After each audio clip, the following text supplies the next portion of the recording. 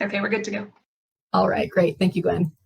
Okay, welcome everybody. This is the Austin Women's Investing Group. So for those of you who are new to the group, we're a dynamic and diverse group of women who enjoy learning and sharing investing ideas in a fun and comfortable group setting. We definitely used to meet in person. We've been virtual since March of 2020, like a lot of meetup groups. And what I love about that is that it's really enabled us to become not only the Austin Women's Investing Group, but kind of the world's women's investing group. We're able to have people from all over the country and all over the world join us either at our in-person or either at our meetings, like right now, or who can join us on YouTube and see our videos a little bit later. We have a Facebook group that has really gotten a lot of members. And so that part has been, I think, a real benefit to being able to go virtual. We've gotten some questions about when we'll go back in person. I know one of our subgroups, the Live and Retire Abroad subgroup, is meeting in person, and we are working on it. One of the things that we've always run into as such a large group is finding a place that can accommodate 50 to 70 people, with parking and, that isn't too expensive, and that, a place where we can converse. That's always been the Austin Public Library. Or I shouldn't say that. It was the Austin Public Library for many years, once our group got large enough. And so, we are working on that because it would be wonderful to see people in person again. For those of you who don't know me, I'm Sara Glakas. So I'm an investor, I'm a financial advisor, and I'm also the founder of Black Barn Financial and the Austin Women's Investing Group. I'm also the co-host of a podcast called Women on the Verge of a Financial Breakthrough with fellow AWIG member Caitlin Meredith. Just to kind of give you some background for those of you who are new, my friend Michelle and I started the Austin Women's Investing Group back in 2011, just simply as a way to get a bunch of women together in a room to talk about money and finance. And now it's 11 years later. We just had our 11-year anniversary. We have well over 2,700 members in our meetup group, and we have well over 1,000 members on our Facebook page. So if you're coming in from one of those groups and aren't a member of the other one, I really encourage you, if you can, to be members of both groups. All of the official invitations for our meetings go through the meetup group. And then the Facebook group is where all of these really amazing kind of side discussions break out, over the course, in between our monthly official meetings. So it's a great place to ask for resources, to ask questions, to share things that you think are interesting to other investors. And so that's been really interesting and neat to see those two communities really grow and expand, not only in Austin, but all over the world. We also have a YouTube channel where we post these videos. That's also become really important because, we typically meet on Saturday afternoons. That's not always the most convenient time to meet, but that is a place where you can go and see our past meetings and our past topics. So you can check that out. You can subscribe and get updates whenever we upload a new video.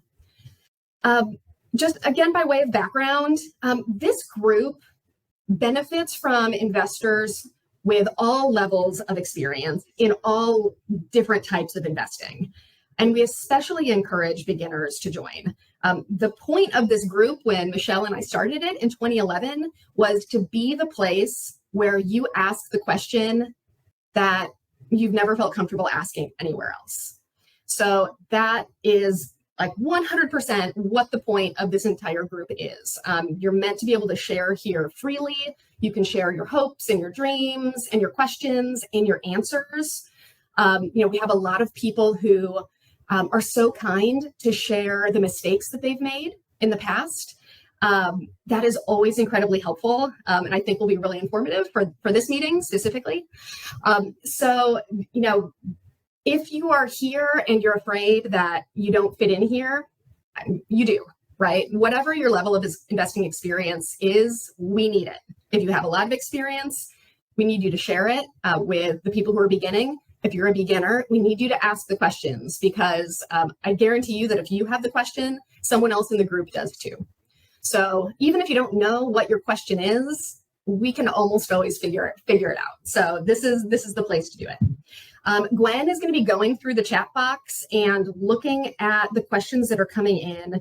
She knows the slide deck that I'm about to present, so I think she'll probably try to kind of group questions into topics and then maybe ask them once we get to those slides.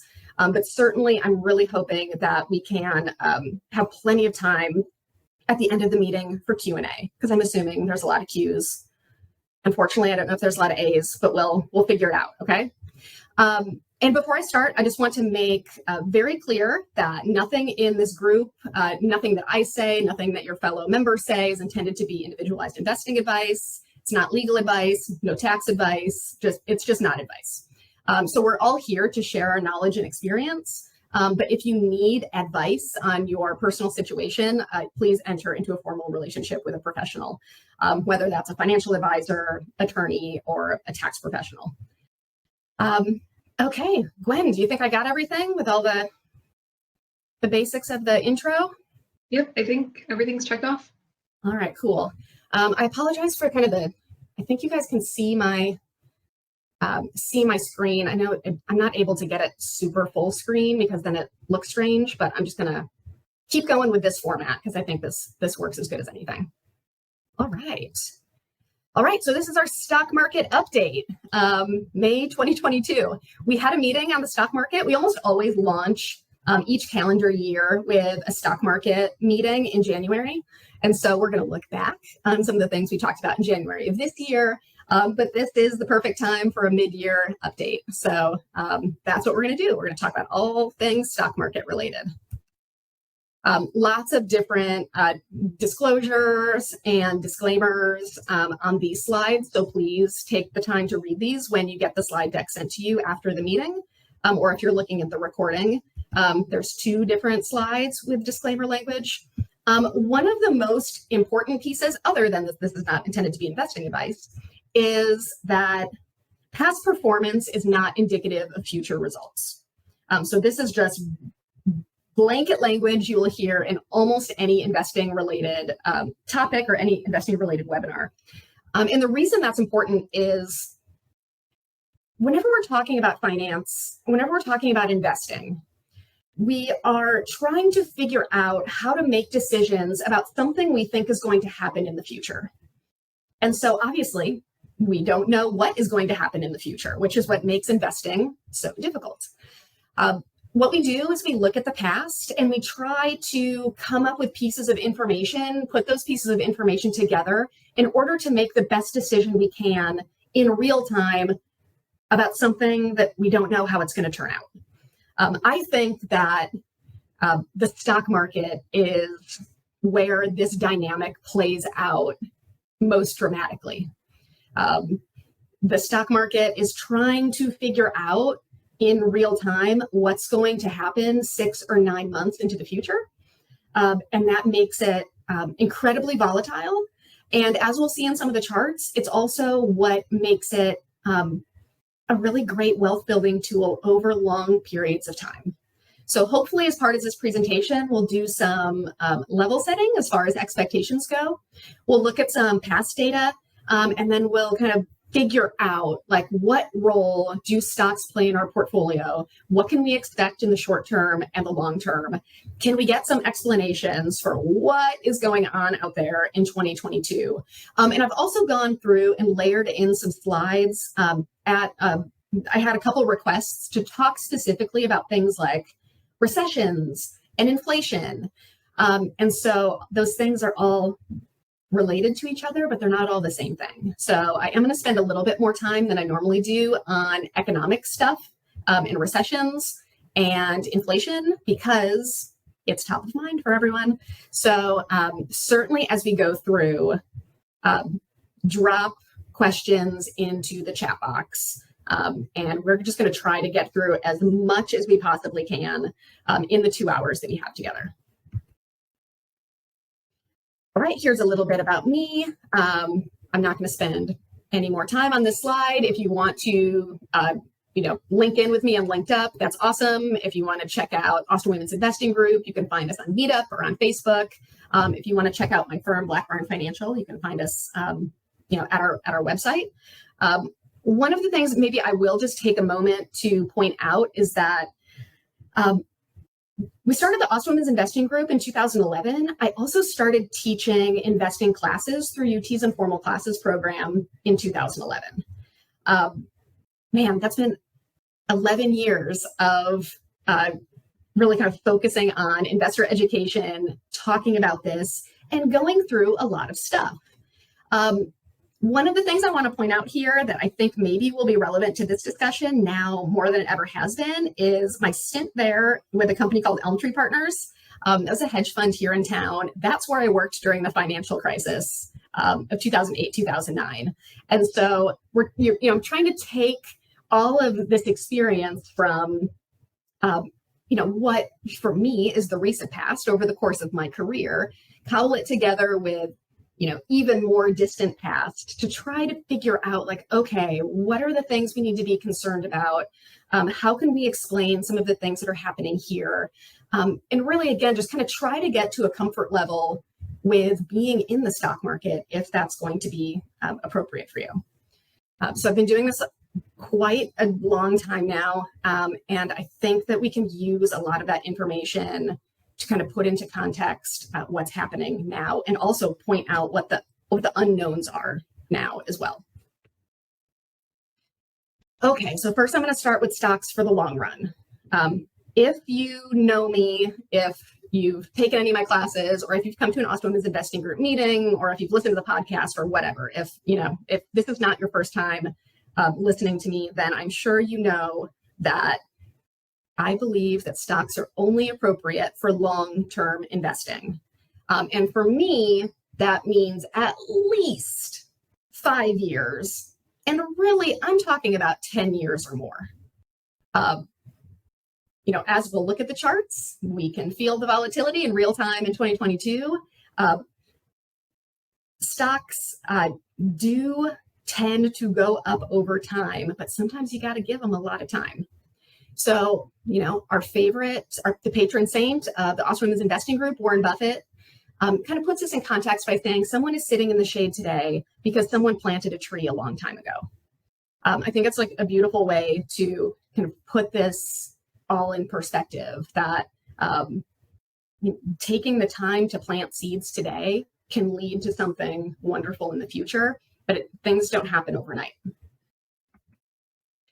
So what is the stock market? When we think about stocks, stocks are unique in that they are ownership of a company. So it's not lending. You're not lending someone money with the expectation that they're going to pay you back plus interest. This is ownership. You can think of stocks like little pieces of paper. Each piece of paper is some tiny percentage ownership in an existing company. And that the price of that stock goes up and down in value pretty much constantly. The price of a stock is simply where a buyer and a seller agree to make a transaction. This is the case for the price of everything. That's what prices are. You can, if we're talking about real estate, you can list your house for whatever price you want, but the actual price of the house is where a seller agrees to buy it from you. That's what the price is, the fair market value is. So the price of the stock is the same thing.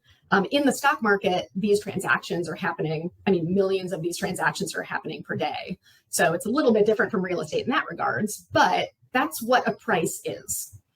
I like to remind myself during times like this that when prices are going down, it means that there's more sellers than buyers. When prices are going up, it means there's more buyers than sellers. And when prices are going sideways, it means we're kind of more in equilibrium. Stock prices are always changing because investors' expectations about the future are always changing. So here we're coming back to trying to take this information that we have today and make decisions about the future based on what we know today. Investors' expectations have changed so dramatically between our meeting in January and our meeting in May that it's worth talking about. So that is what we're going to spend the meeting doing. And again, for most investors, the stock market is only appropriate for long-term money. The reason for that is that these wild changes in investor expectations affect prices dramatically. And if you're trying to make buy-sell decisions in the short term, it's information overload. If we step back and think in more general terms, I think that's where an investor in the stock market can get confidence. So that's why I think that the stock market's only appropriate for long-term money. Every once in a while in the group, we do have people who are more active traders. They're buying and selling more frequently, but I would say the majority of women here are investing in their retirement accounts, or for something that's going to happen 10 years, 20 years down the road. But if there are any traders on the call, be happy to hear your input as well. So Uncle Warren gives us another piece of advice here. You shouldn't own common stocks if a 50% decrease in their value in a short period of time would cause you acute distress. I have had this slide in presentations before. I didn't just put it in here. But the short-term value of stocks can fluctuate wildly, and it is super scary when it's fluctuating to the downside. Really fun when it's fluctuating to the upside, but really scary when it's going down to the downside. That should be something that you expect for the entire time that you're investing in stocks. It's never going to change. There's upside return potential and there's downside risk. And we'll talk a little bit more about that, like how those two things work together. But always remember that the stock market does not only go up. Also, always remember that the stock market does not always go down, right? So we're going to get these wild fluctuations pretty much forever. Okay, before we talk about the stock market, I'm going to back up just one step and talk about the income statement. So over the course of this presentation, we're going to talk about publicly traded stocks. That's what most people have experience with. That means you can go into a brokerage account or your retirement account or something like that, and you can buy shares of a publicly traded company like Apple or Microsoft. You go to the New York Stock Exchange, you log into your account, you put in the ticker symbol, and you're able to buy and sell shares of certain companies. There are other companies that are privately held. That's not what we're going to talk too much about today. But the reason I say this is that if a company is publicly traded, meaning its stock is available to the public, every quarter it needs to issue something called an income statement. It also needs to issue a balance sheet, a statement of cash flows, and why can't I think of the third one? Income statement, statement of cash flows, balance sheet, and the fourth thing that I will think of and talk about when I remember it. The income statement is the most important piece. This is the snapshot of how much money this company made over the quarter. So again, these are released quarterly. They're made available to the public. They're filed with the SEC. They have to follow generally accepted accounting principles. We're kind of towards the tail end of earnings season right now, where companies are publicly making this information available. It's really important for stock investors. So the income statement, this is just a very, very general view of it. At the top is something called revenue. Revenue is also known as sales or the top line because it's at the top of the income statement. Imagine that you go to the Apple store and you buy a new iPhone. You give the cashier $1,000. They give you an iPhone. They put that $1,000 in the revenue category. So sales, like the amount of stuff, the amount of goods or services that were sold to customers. After you kind of put together all of your revenue, then you start accounting for all of the costs that went into producing those goods or services. So revenue is a positive number, and the next few line items are negative numbers. So first we have cost of goods sold coming out. So imagine that if you're Apple, you have to pay to get the materials to make the iPhone, right? So that's money out the door. That's all put into the category of cost of goods sold. Then you have to pay something called operating expenses. So these are the costs of basically keeping the lights on at your company. So you have to pay people via payroll, their benefits. You have to pay rent for the buildings that that your offices are in. You have to pay for software, utilities, research and development. All that sort of stuff is put in this operating expenses category. Next, if you've borrowed any money, you need to pay interest on that money that you've borrowed. So interest is the next category. Next, if you still have a positive number after all of those other people got paid, then you owe taxes. So there's a line item for taxes. That's money owed to the government. And then after all of those people get paid, there's something called earnings.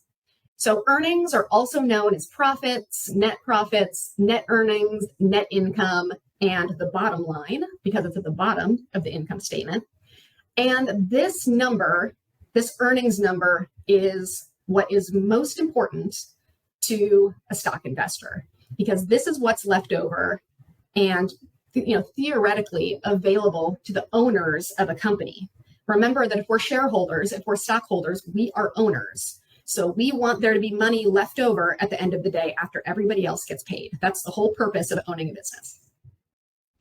If you take that earnings number and you divide it by something called number of shares outstanding, that's the number of those pieces of paper that are being traded around the world, then you get something called earnings per share, or EPS.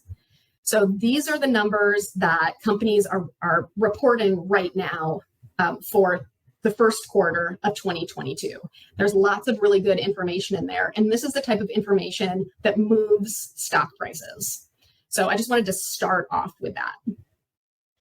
Now, if we look at the relationship between price and earnings, we can start getting an even better idea of why stock prices move. So what we have here is my favorite chart of all time. For those of you who have done this before, you've seen this chart before, but now it's updated with new numbers. Okay, if we look at the white line, what we have on the white line is the S&P 500 index. So this is the price of the S&P 500. The S&P 500 is a basket of 500 very large, well-known US stocks. The idea is Standard & Poor's puts them kind of in this basket, calculates the price of the basket, and it spits out a number. So this is what you're listening to when the news says, the S&P 500 closed just above 3,900 on Friday, barely avoiding a bear market. Or the S&P 500 is down 20%, over 2022. They're talking about this basket of stocks that gets reported as a proxy for the health of the overall stock market. So over here on the right-hand side, we have the price of the S&P 500 index over time. The gold is S&P 500 earnings. So these are the earnings or the profits in dollars that those 500 companies have actually made and reported over time. And so you can see most of the time, there's like a pretty close relationship here between price, which is the white line, and earnings, which is the gold line. So I love this chart. I think it's really, really fascinating. This goes all the way back to 1988. We can see that the lines aren't layered perfectly on top of each other, but they are very closely related. Generally speaking, if the gold line is going up and companies are increasing profits, then the white line goes up. And vice versa. If the gold line is going down, then the white line is going to go down. We do see there are sometimes places where these two lines get pretty far away from each other.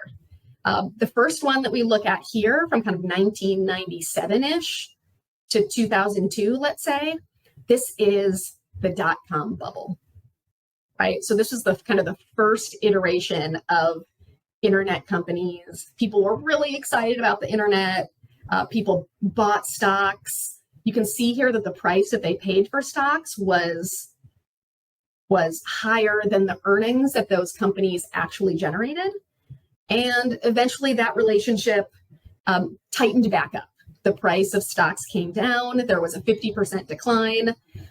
There was also a recession during this time. Earnings fell, and then that relationship tightened back up as we go into 2007, 2008. This time, there's no bubble, at least in the stock market.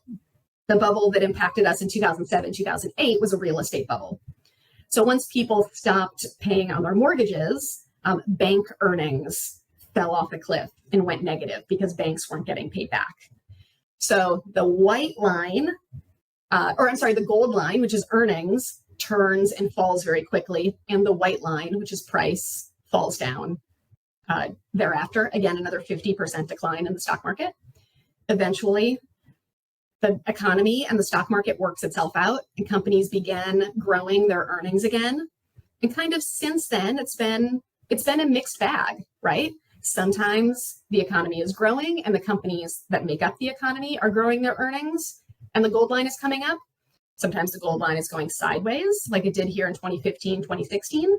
Sometimes it's going down like it did in the first half of 2020 when the global economy was shut down due to COVID.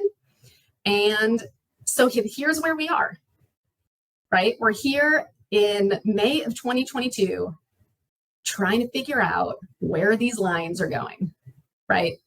So we can see here these two little boxes. There's a box here for 2022. These are the projections as of right now, the projections that Ed Yardeni is making, by the way. So you can go to Ed Yardeni's website down here in the footer, and you can look at these for yourself. He's a very well-known economist who makes these types of projections. So we can see the gold box is where earnings are expected to get to for calendar year 2022. And then there's another box like, okay, well, where do you expect earnings to get to in 2023? If we're looking at these boxes and we think they're accurate, then this white price decline looks like maybe it's done falling, right? Maybe we're just kind of trying to, instead of getting so far ahead of ourselves, you can see the white line came up faster than the gold line. Maybe the white line went up too fast. And now it's just coming back and trying to get back into alignment with earnings. That's one possibility. The other possibility is that the gold boxes are wrong, right? They're happening in the future. We don't know if they're actually going to turn out that way. They could be higher, they could be accurate, they could be lower. So the gold boxes, kind of starting at the beginning of this year and accelerating into 2022, the gold boxes are where almost all of the debate is right now, right? Are companies going to be able to make the same amount in profits in 2022 and 2023 that we thought they would? Or are all of these other global forces going to kind of foil that plan? I don't know, right? And nobody knows. There's a huge, huge debate and nobody knows, right? One thing I will point out here, and I know whenever I kind of present this chart, I try to bring this up, and I'm going to bring it up again. I'm going to be very clear about this. It is impossible to predict the stock market over very short periods of time for all of these reasons. Certainly, I think as part of this is the place to have the discussion about like, oh, what's going to happen in 2022 and 2023. But if we take a step back, and look at the chart as a whole, almost always what investors point out is that over the course of this entire time horizon, 1988, you can see a long-term upward trend, right?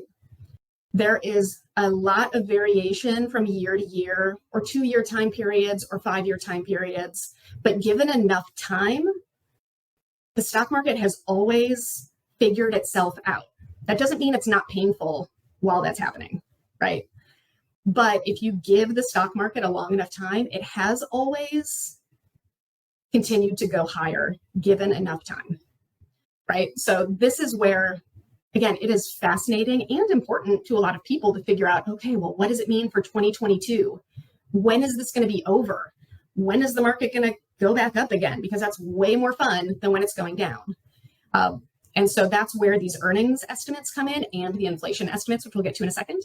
But remember what I said at the very beginning, the stock market is for long-term money so that you don't have to get these calls right. You don't have to know where the gold boxes are for 2022 to be a good stock investor. But what you do need to do is be able to give your investments time if the market goes south like it is now. I'm going to take a minute here and see what questions we have before we go on to the next slide. What do you think, Gwen? Yeah, a couple of questions have come up. I think it'll be best to save them for later, but I will just read them out to you now. And so the first one is from Jackie. Jackie's a fan of Women on the Verge, which is awesome. And she said, I hope to learn or hear something related to Target 2025/2030 plans that are tanking when I'm so close to retirement. I expected this from my stocks, but these Target plans so close to retirement are rough to stomach. So that's one. And then I'm so sorry, I don't know this person's name that asked this question. Ring Central just gave you a default name of guest, but if you put your name in the chat box, I can read your name out later. So this person's question was, as the stock market has a longer time horizon, as you mentioned, like 10 years, what's a good way, what's the better way to earn and invest for while we wait to make our portfolio provide income and keep it fairly safe in the meantime? The bonds and fixed income is getting better than the recent past, but increasing interest and inflation is causing uncertainty as well. Oh my gosh, those are such good questions. Yeah. And then I have one more from Anna that just came in. This is a great question. How does the Fed policy of tightening money supply, i.e. raising interest rates, quantitative tightening, impact this PE chart? That's an awesome question too. Okay, perfect. I think I have slides that will offer additional color to all of these questions. So as we go through them, I think I'm going to come back to it because these are all excellent questions. Does that work, Gwen? Totally. All right, great. So those are really good, slightly more specific questions that I am going to come back to. Let me go here to this chart, another one of my favorites, which is showing risk and the role of risk versus the expected return that you're trying to get from the thing that you're investing in. So this chart is showing risk versus return by asset class. Asset class just means we kind of lump all of these different types of investments together. And so on this chart, we have cash, we have US bonds, which are basically loans that you're making to companies or countries or cities. We have large US stocks, which is the S&P 500. We have small US stocks, which is the Russell 2000. We have real estate, which is commercial real estate. I know a lot of you are in Austin and would expect your house to be in this quadrant too, but this is commercial real estate. We have non-US stocks, so those are international stocks. And then down here, we have commodities. This chart does only go through 2020. It hasn't been updated yet with 2021 data. Fingers crossed that happens soon. But this general relationship still holds over long periods of time. So what this is showing on the x-axis is something we call standard deviation of annual returns, and that's a percentage. In investing, this is a measure of risk. It's the measure of volatility, it's the measure of where your returns actually end up from year to year versus where you expected them to end up. So when you go kind of to the right on the risk spectrum, that means your investments are getting riskier. And by riskier, I mean specifically that they're getting more volatile. So the movement, there's higher highs and lower lows. On the y-axis over here, we have something called compound annual return. This is also a percentage. This is the expected growth rate, the expected average annual growth rate that you expect over long periods of time. So you can see here that if we kind of go from the bottom left-hand corner where we have cash, low risk, low return, And we have US bonds. You're taking a little bit of extra risk in bonds. It's the risk that you don't get paid back, and or for when we get to the target date fund question, the risk that interest rates move. You're taking additional risk, and over time, you expect to get a higher rate of return on bonds than you get from cash. So those are kind of our low risk, low return asset classes, typically. If we come up here to the upper right-hand quadrant, now we're in the high risk, high expected return quadrant. So large US stocks, small US stocks, and commercial real estate over long periods of time. So this is a 25-year time horizon.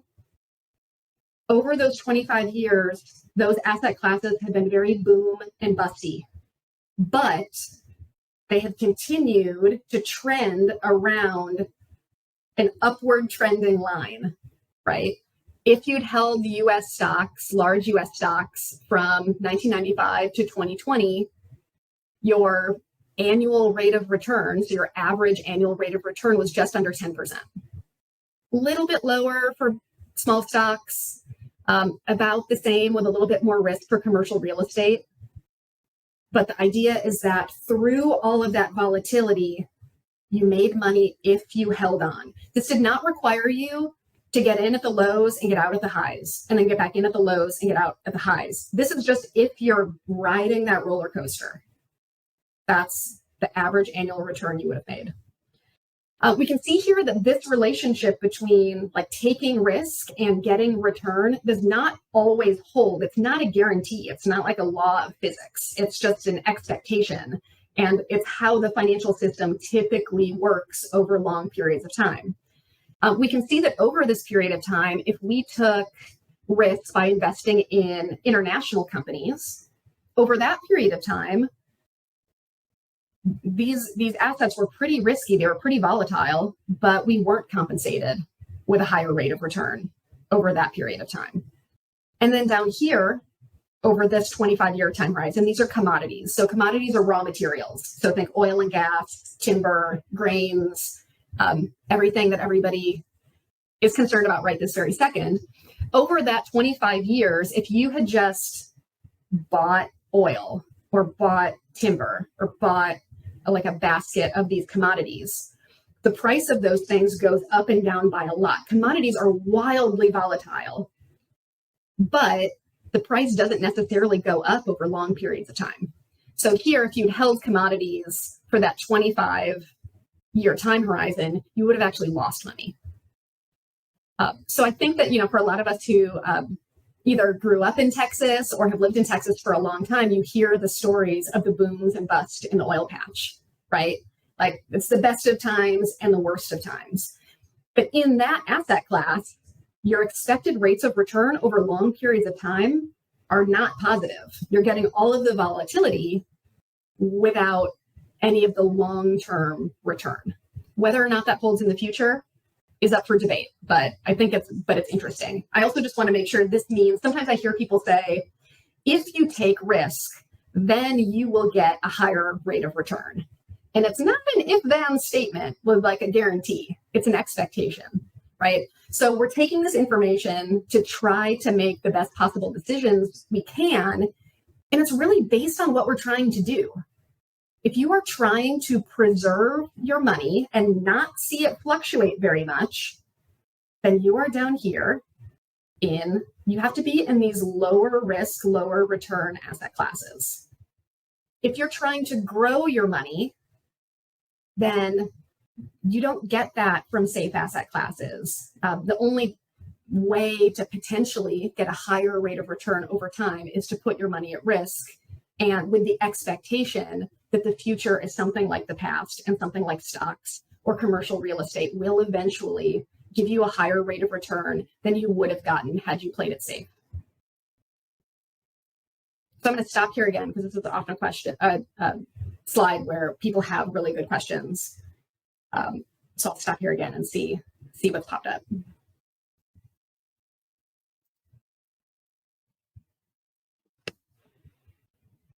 Should I keep going? I think so. I mean, and so this might be a time actually to kind of address that second question about like the difference between long-term and short-term, because the questions, I think, and correct me if I'm wrong, the question was something along the lines of, well, while we're waiting for stocks to work out, where can we find a relatively safe, relatively, I think the word was high income type of investment, right? This is a really, really great question. So I am just going to touch on that as we look at this chart. In finance and investing, there's no such thing as a safe, high returning asset class. That is what everybody wants. Like literally every investor wants to get the highest return by taking the lowest amount of risk. And for that reason, if ever that opportunity arises, so many investors pile in that it makes the opportunity go away. Today, again, like, May 2022 is different from January 2022 in that there are CDs. We talk about this in the office all the time. We're seeing 3-year CDs, which are FDIC insured, guaranteed rates of return of 3.1%. And so like in the grand scheme of things, that doesn't sound that awesome, right? It doesn't sound that high, but it is very high when it's relative to 0 or 1, which is what we were getting, 5 months ago.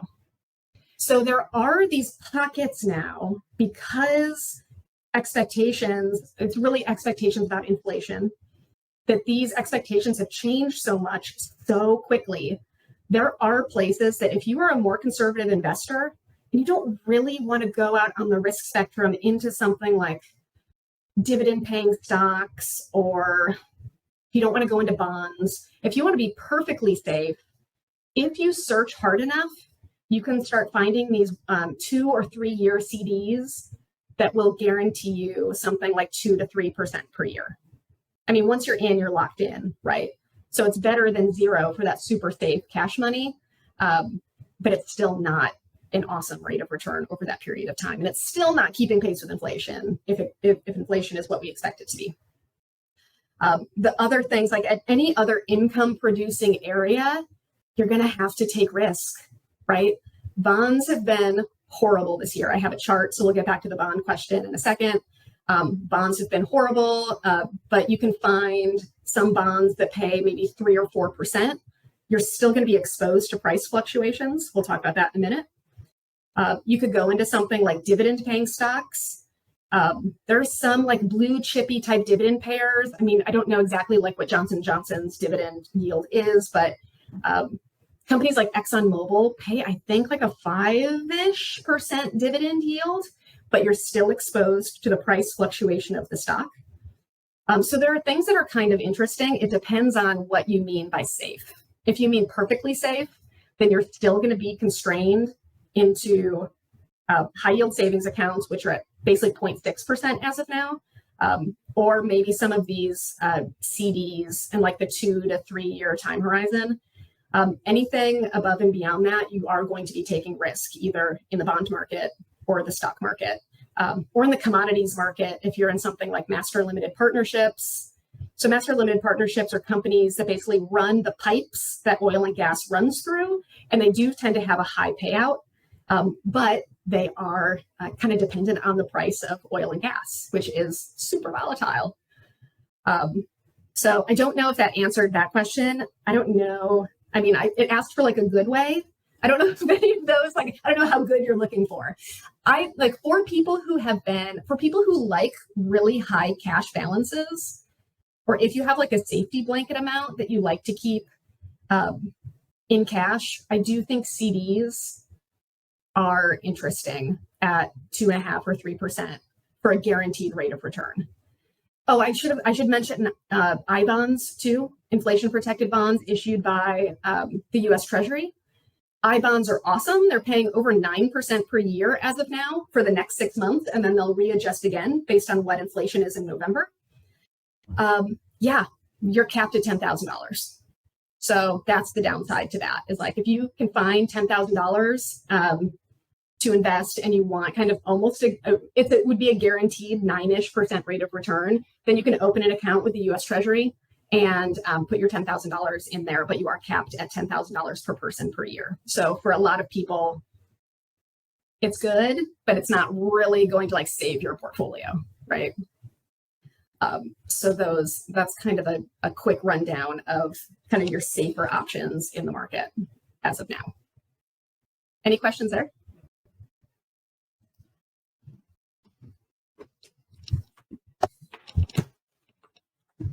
We're having a good side discussion about the Autobahns. Oh yeah? Yeah. Let's see. Okay, Anna does ask another question, but I'll save it for a different slide. Okay. All right. Hopefully there's good info going in the Autobahns in the chat box, because there are like some other like more subtle nuances with the Autobahns, but people seem to be very excited about them, right? For that amount of money that you can kind of set aside over there. Okay, cool. Let's keep going. All right. Okay, S&P 500 volatility, right? So we just got done looking at a slide that shows like, okay, if you want higher rates of return over longer periods of time, you're going to have to take more risk, and that risk is volatility. This is another chart showing the same thing. So I really like this chart.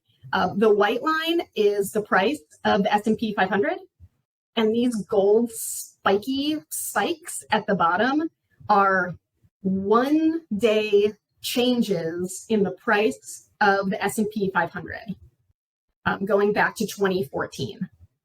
So this is showing a one-day change in the stock market. So we can see, like, if we go back to 2014, most of the time, if we're just eyeballing this, most of the time the stock market, the daily price changes are kind of somewhere like 1% or less, right? And the market's kind of chugging upward, and there's not a lot of ups and downs, and it's chugging and chugging and chugging until that trend changes, right? When the stock market starts breaking down, either going sideways or falling, you get these massive, massive spikes in volatility, right? So if we come all the way to this big, giant spike, do you guys remember in March of 2020, the stock market fell by 12% in one day?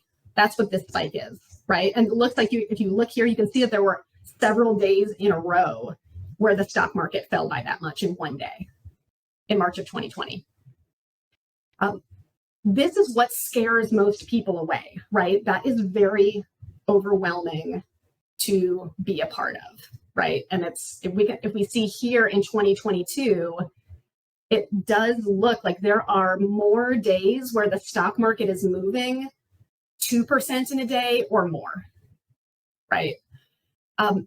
But investors get higher rates of return from stocks by taking risk when it's risky to do so, instead of waiting until it's safe, right?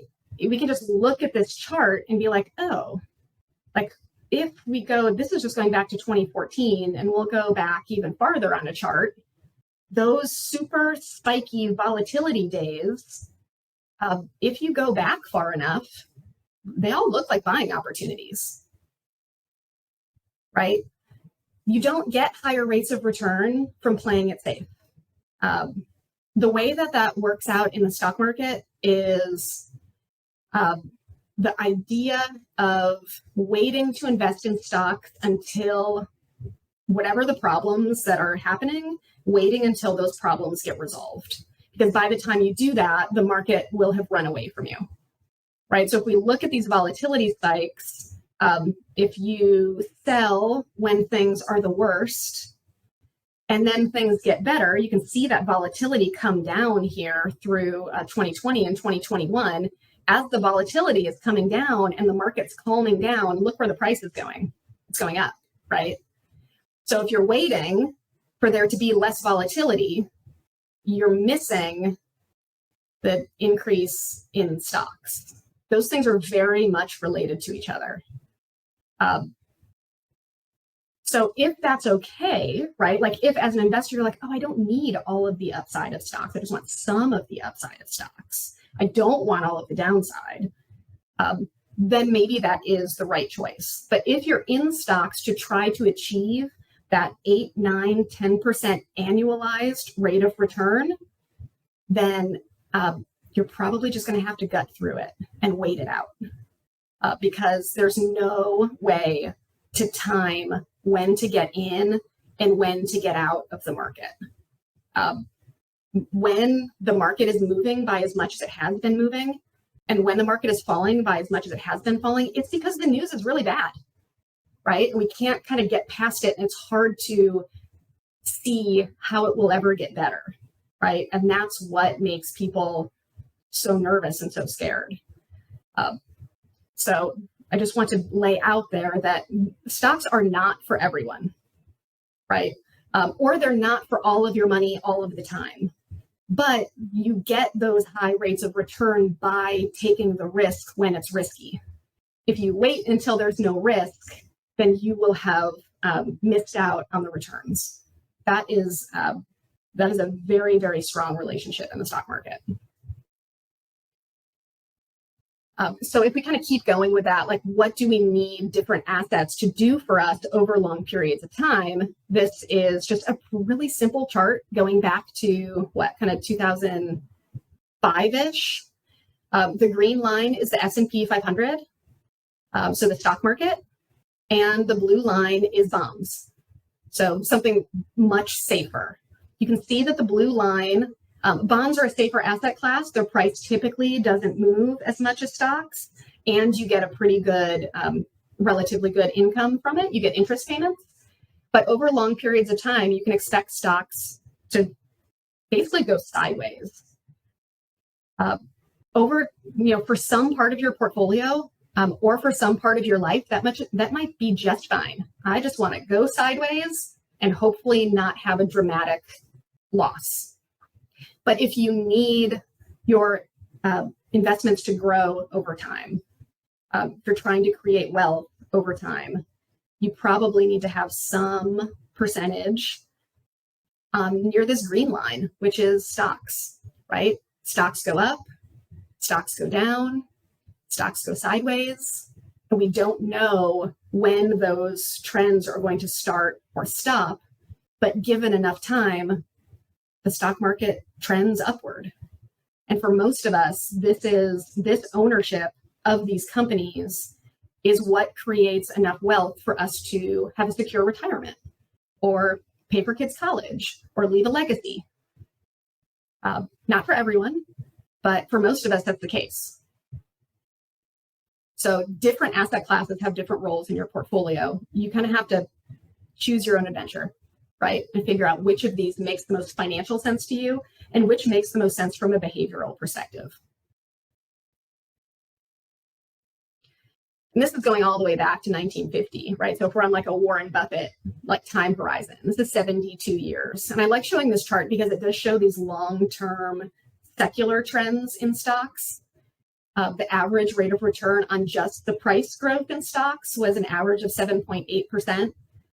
Going back to 1950, and then you receive dividends on top of it of about 1.5% to 2% per year. So that's how we're getting to that 10% total rate of return. You can see here there's what we call secular bull markets. A bull market is when the stock market's going up. A bear market is when it's going down or sideways. Typically, the cutoff is 20%, which is kind of arbitrary. But you can see here from 1950 to kind of 1970-ish. The stock market basically trended upward with a lot of volatility. It kind of went up like in a stair-steppy fashion. And then in the 70s, it went sideways with a lot of volatility, which is not ideal. Then in the 80s, it basically went up with a lot of volatility through 2000, 2001. And then it went sideways again. And this is where we are today, right? Whether or not this is a continuation of a long-term upward secular trend, maybe. Is it the beginning of one of these long-term sideways trends?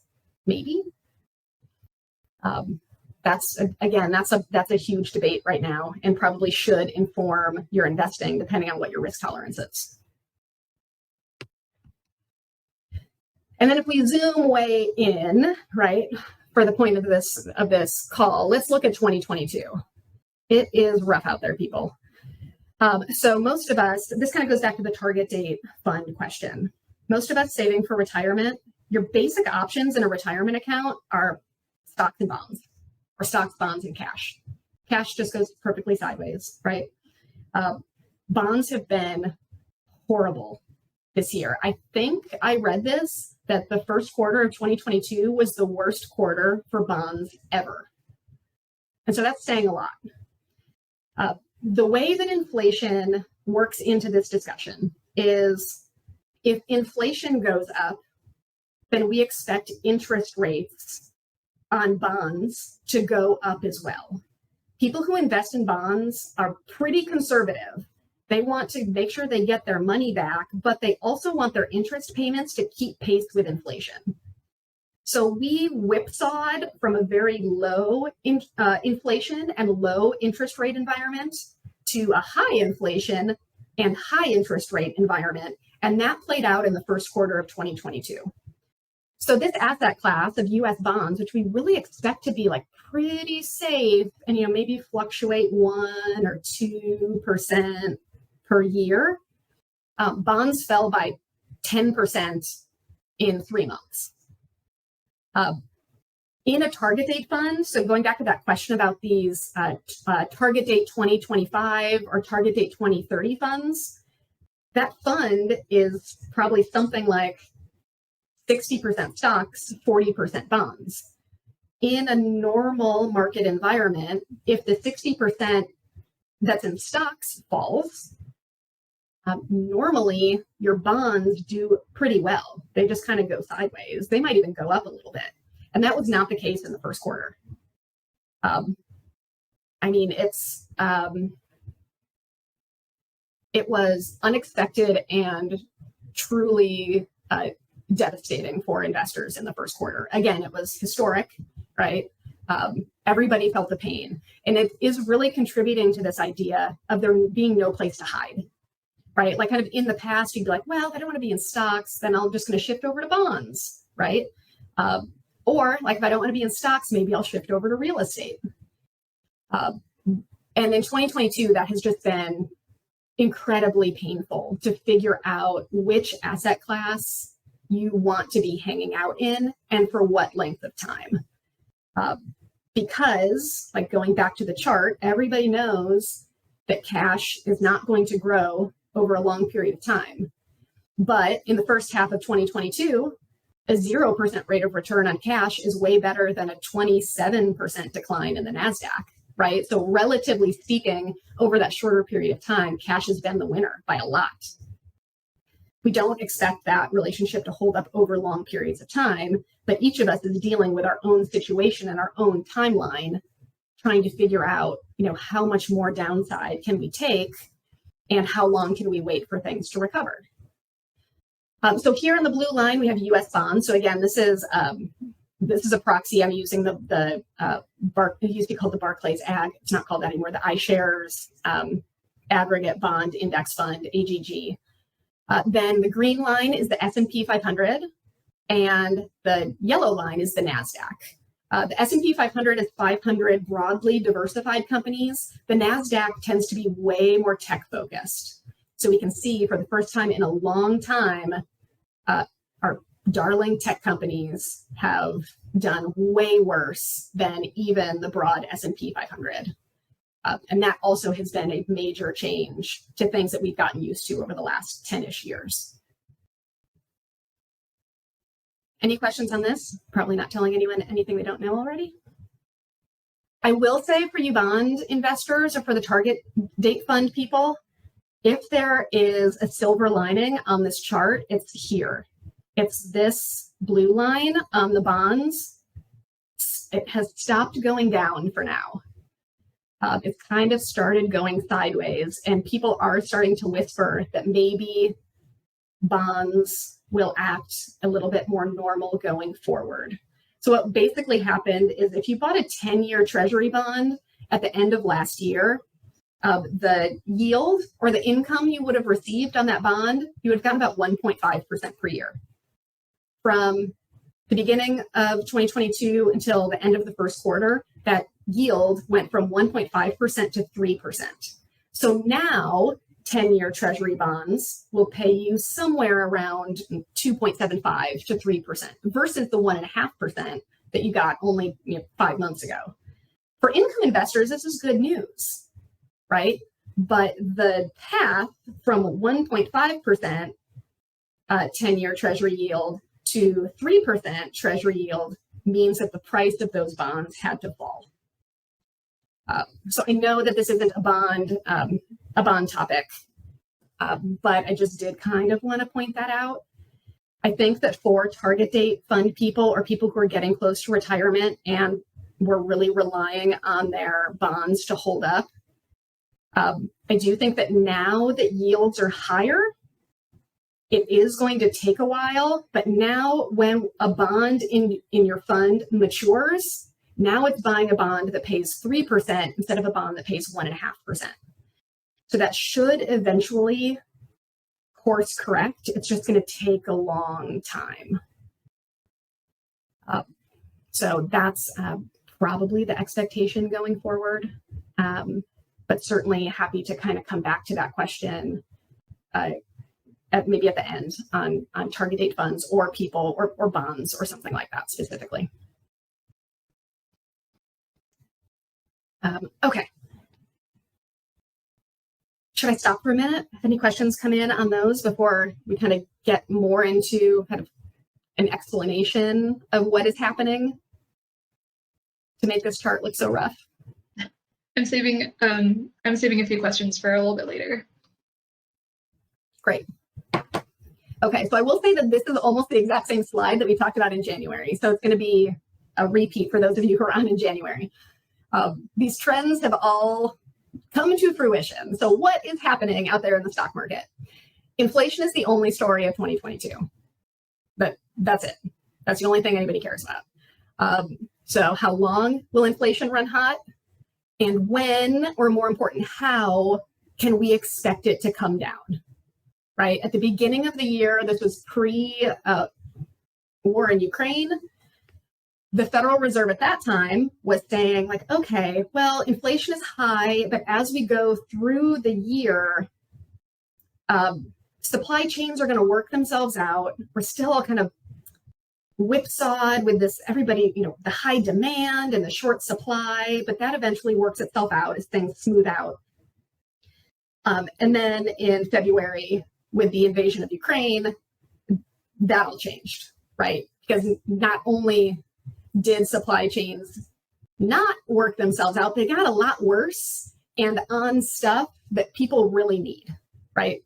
So oil, food, things that are very alarming to have shortages of. So all of the expectations changed at the end of February. Like, well, now what can we expect from inflation? The supply side of the equation is snarled, especially in those things that we really need. And we don't really know how long that's going to take to unsnarl. And at the same time, kind of the globe is reopening and demanding all of that stuff that we're continuing to have a hard time supplying. So as consumers, we are bouncing from thing to thing on what we want to spend money on. At the end of last year, everybody was waiting for their sofa, right? In May of 2022, everybody's getting on an airplane. Everybody's going on a trip, right? And we're all doing this at the same time, and we're all doing it kind of into shortages, if that makes sense. So this inflation story has become very chaotic. And prices are how supply and demand work themselves out. Remember, buyers and sellers.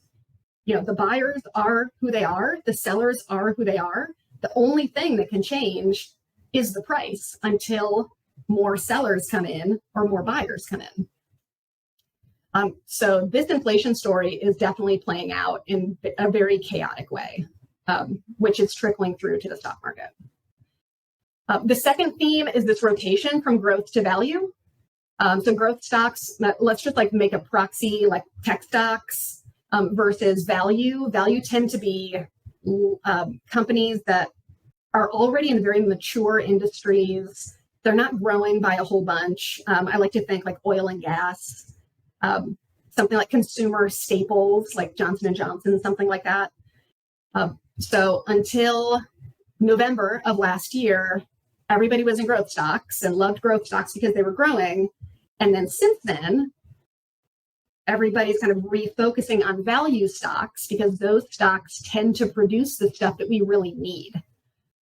So think oil and gas, think agriculture or fertilizer. Banks kind of fall into that category. Like we need money, right? So this rotation from growth to value has been a long time coming, and it happened really fast. That is the reason for, one of the main reasons for this huge underperformance in the NASDAQ in the first part of this year. Okay, sorry, let's keep going. A lot of people have been calling for the shift from growth to value for a long time, and it always pooped out, but it looks like it's real this time. So even, the most beloved stocks like Apple are down a lot, right? And that's scaring people because it's been a long time since that happened. So kind of the third part, how confident are you in predicting inflation, right? Going back to inflation being the only story.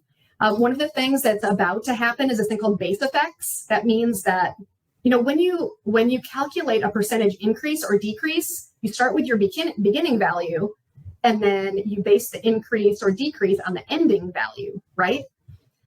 So starting at about this time in 2021, inflation started going up. So our starting price is going to be higher in May, April, June, July, and the rest of the year than it was in the first half of the year. The expectation is that that means those inflation numbers, now we're at like 8% inflation, that just because of base effects, that inflation number should come down, which means that the rate of increase of inflation should come down. We'll see. The Federal Reserve, is it the Federal Reserve? Whoever publishes CPI, the Consumer Price Index, that happens around kind of the 11th of the month. So our next announcement will be kind of around June 11th. Supply and demand are just getting more and more out of whack. Now we have the baby formula shortage. A couple months ago, it was a shortage in used and new cars. For a while, it was a shortage in sofas and furniture. Could be a shortage in jet fuel, right? We're basically running refineries at max capacity, and everyone is still planning on getting on an airplane in the summer and traveling, based on kind of all the pent up demand from the last 2 years. So that's making everything tricky.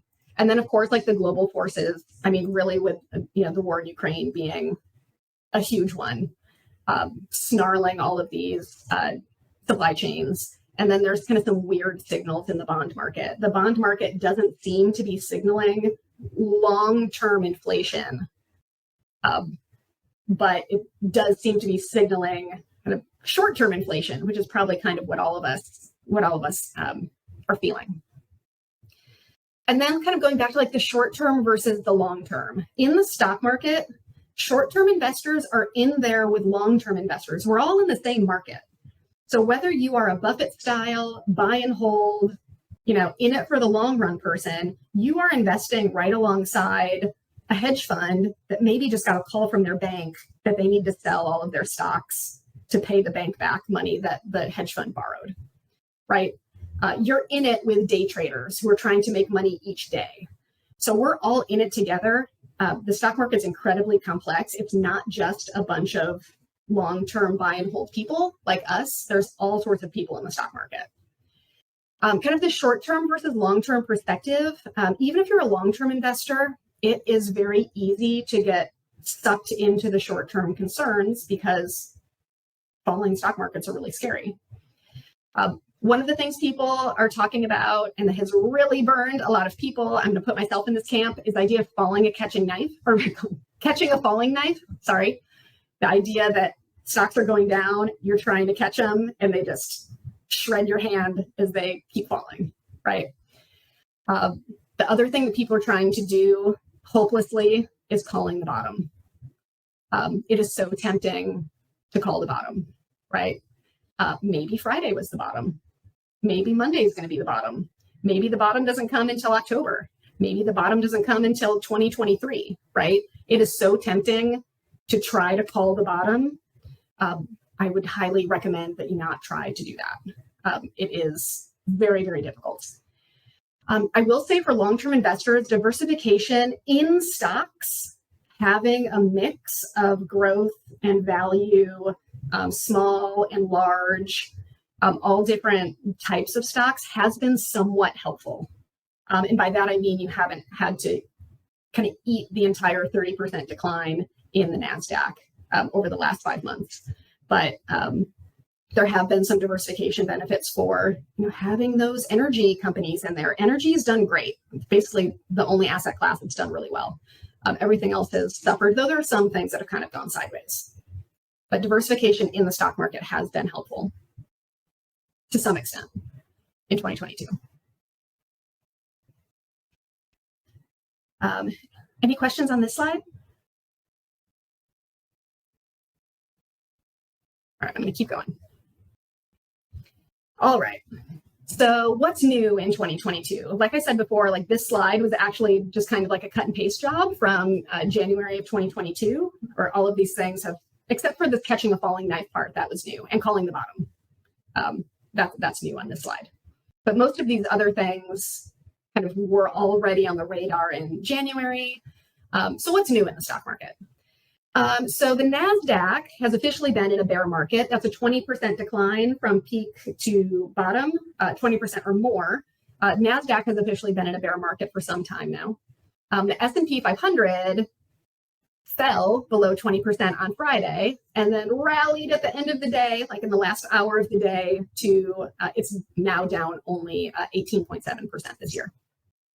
So it's not quite a bear market if we're going to have a really precise definition of what a bear market is.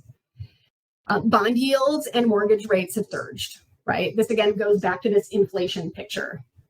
The question about the Fed, one of the questions was about the Federal Reserve. Oh, the next bullet point's about the Federal Reserve. The Federal Reserve think of it like they're like the head bankers of the entire country. Right. So the Federal Reserve controls a very short-term interest rate called the Fed funds rate. And so that rate, they use it as kind of a blunt instrument to control consumer and business behavior in the economy. If the economy is struggling and they want consumers and businesses to spend more, they'll lower or reduce the federal funds rate to incentivize people to borrow money, basically. You can think about it like that. Or incentivize people to take money out of their very low yielding savings accounts and instead invest it somewhere else or go and spend it. Money flowing through the economy is the lifeblood of an economy. On the opposite side, if people are spending money so quickly that prices are getting pushed up, and that's basically what inflation is, the Fed is trying to suck some of that money out of the system. And the way they do that is by raising the federal funds rate and then seeing that ripple through the economy. So think about the discussion that we were just having about kind of short-term safe money. Now you can take money out of the system, lock it up for 3 years in a 3-year CD and get 3.1% on it. Now your money has been taken out of that kind of inflationary economic environment and it's kind of been put on ice over here.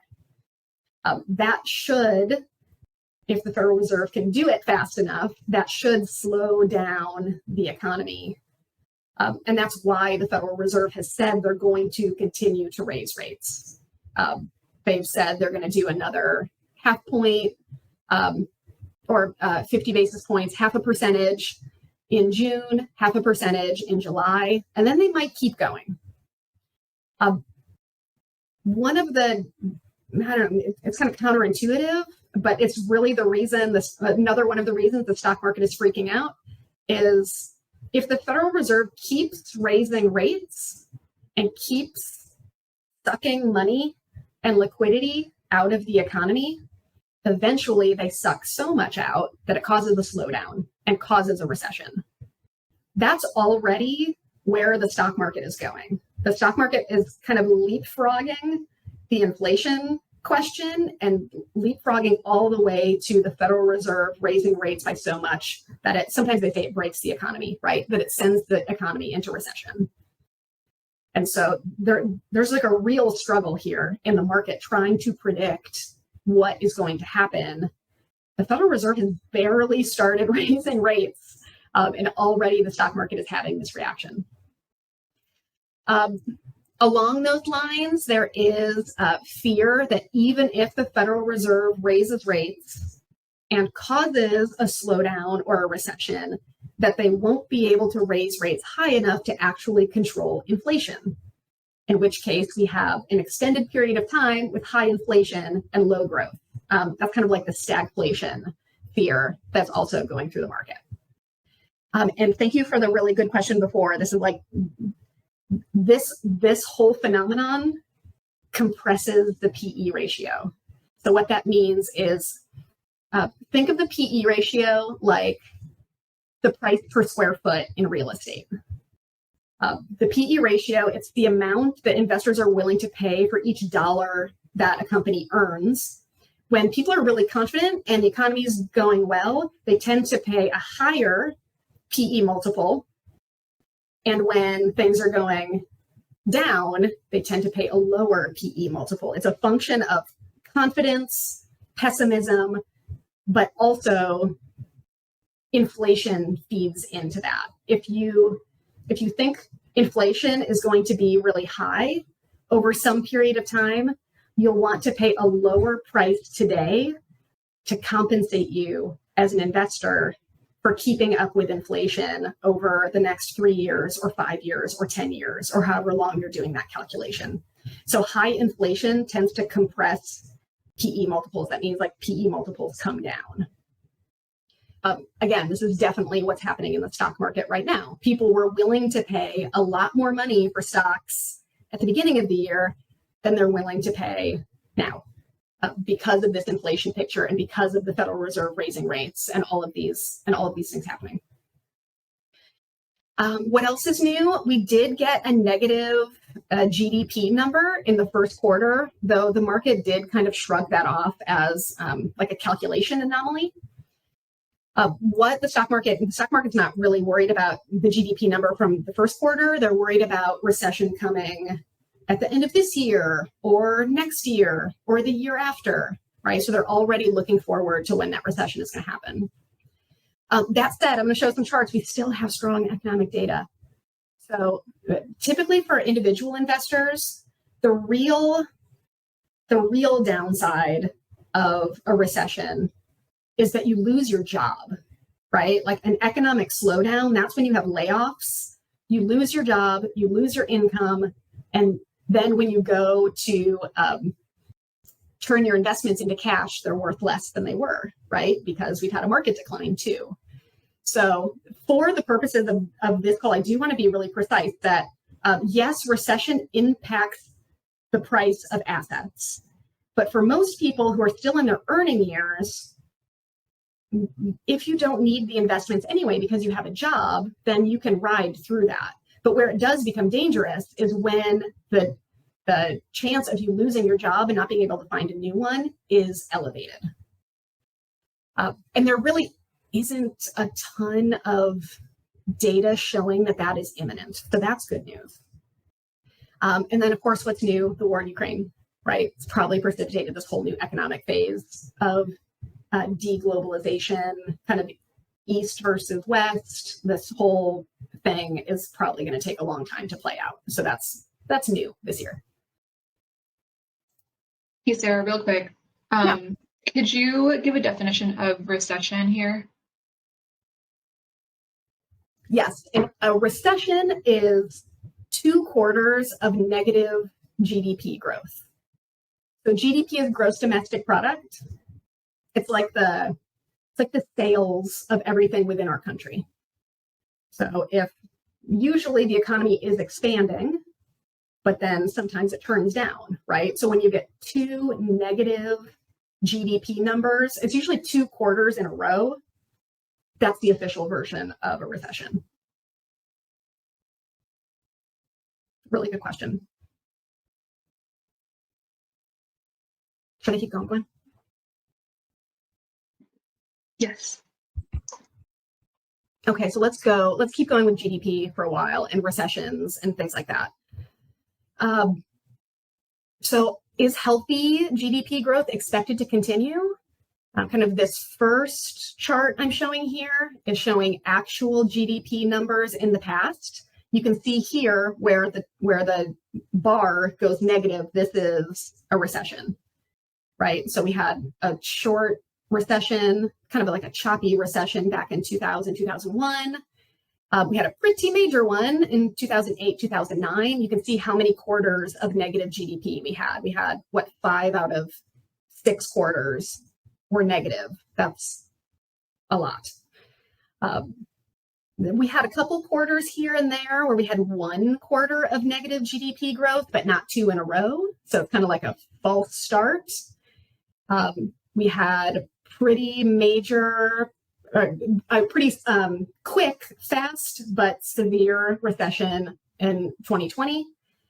We had this negative GDP print last quarter, and then these are the projections for the next 4 quarters. So this is 60 economists surveyed in early April, so it's pretty recent. People still seeing continued expansion over the next 4 quarters. So here is the official recession is 2 quarters of negative GDP. The stock market, though, seems to be forecasting recession. People are on recession watch in the stock market. So who's right? Again, I don't know. For me and for a lot of my clients, that prospect of losing your job is actually the higher risk versus kind of going through a bear market in stocks. It's not true for everybody, but for a lot of people, again, who are still in their earning years, losing your job is devastating. So this GDP question is pretty important. Here's another way to gauge whether the economy is expanding or contracting. This is the US Index of Leading Economic Indicators. So you can kind of look down here. There's all of these components that go into calculating this number. You can look at it on your own. There's basically like 10 inputs into this calculation. And here's a link if you want to go check it out yourself. But this chart shows that this Leading Economic Indicators Index does roll over. That means like it goes, like it tops out and then it starts like pretty obviously coming down well ahead of a recession. So this indicator does a pretty good job of forecasting a recession.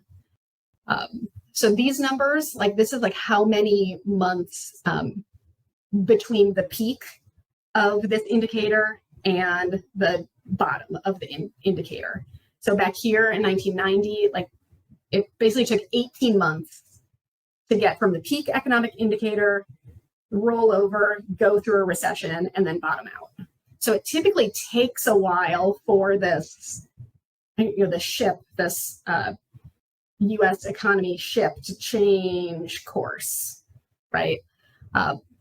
With the exception being in March of 2020, when everything happened really fast. We had a really sharp decline and then a really sharp rebound. But this is where we are now, right? It still looks like it doesn't necessarily look like it's rolling over. It still looks pretty strong. But anyway, you can follow this at this link. And then there's another one, the Atlanta Fed publishes something called GDP Now. You can download the Economy Now app and get updates pushed to your phone. I just downloaded it. I love it. It's awesome.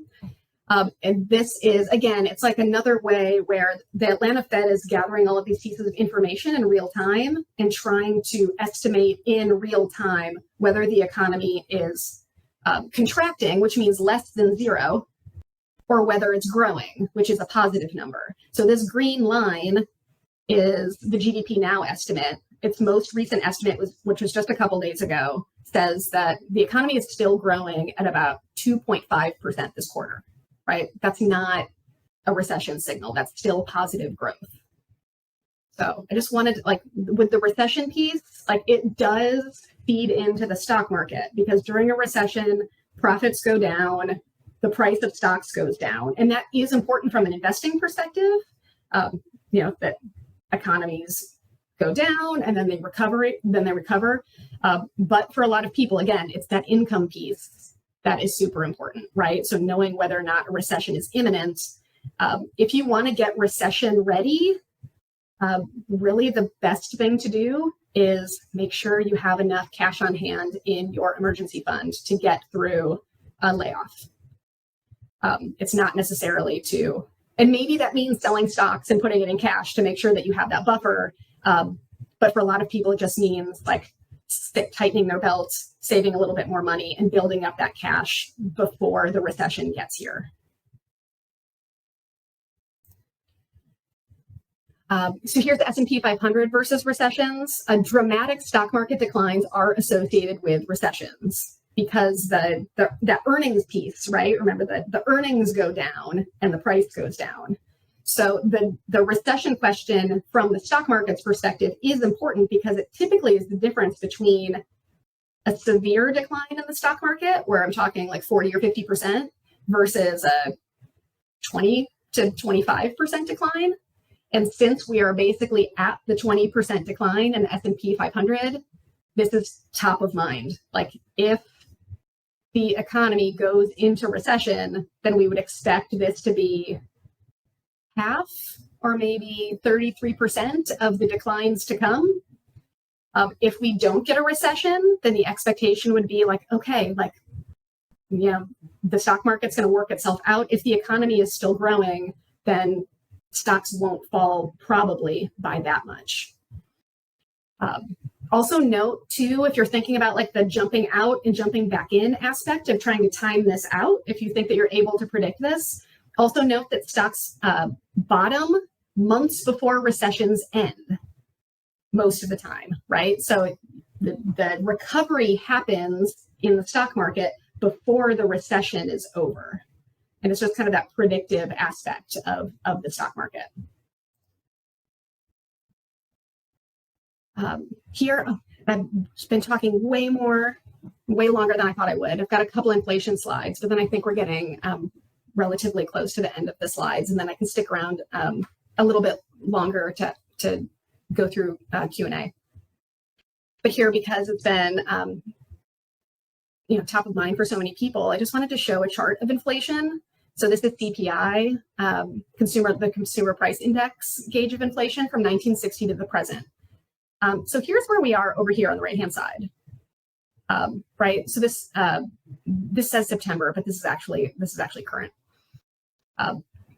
This feels unprecedented, right? At least when I look at this chart, my eye goes back and I'm like, oh, well, there've been actually lots of times where inflation has been this high, right? This isn't the only time inflation has been this high.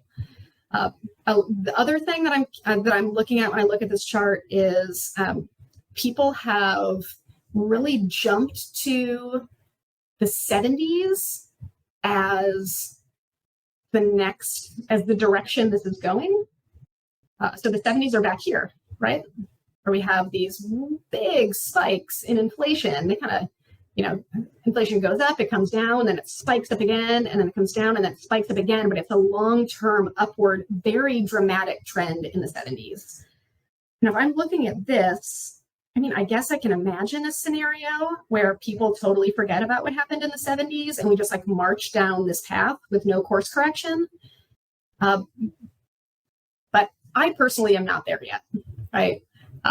This looks like something that, as of now, is really, really painful, but manageable, and that we're probably not shooting into this type of inflationary, like decades-long inflationary spiral.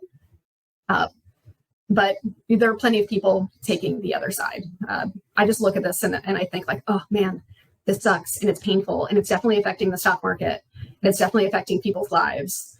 But it doesn't look quite as unprecedented when it's kind of put on a long time horizon as it feels.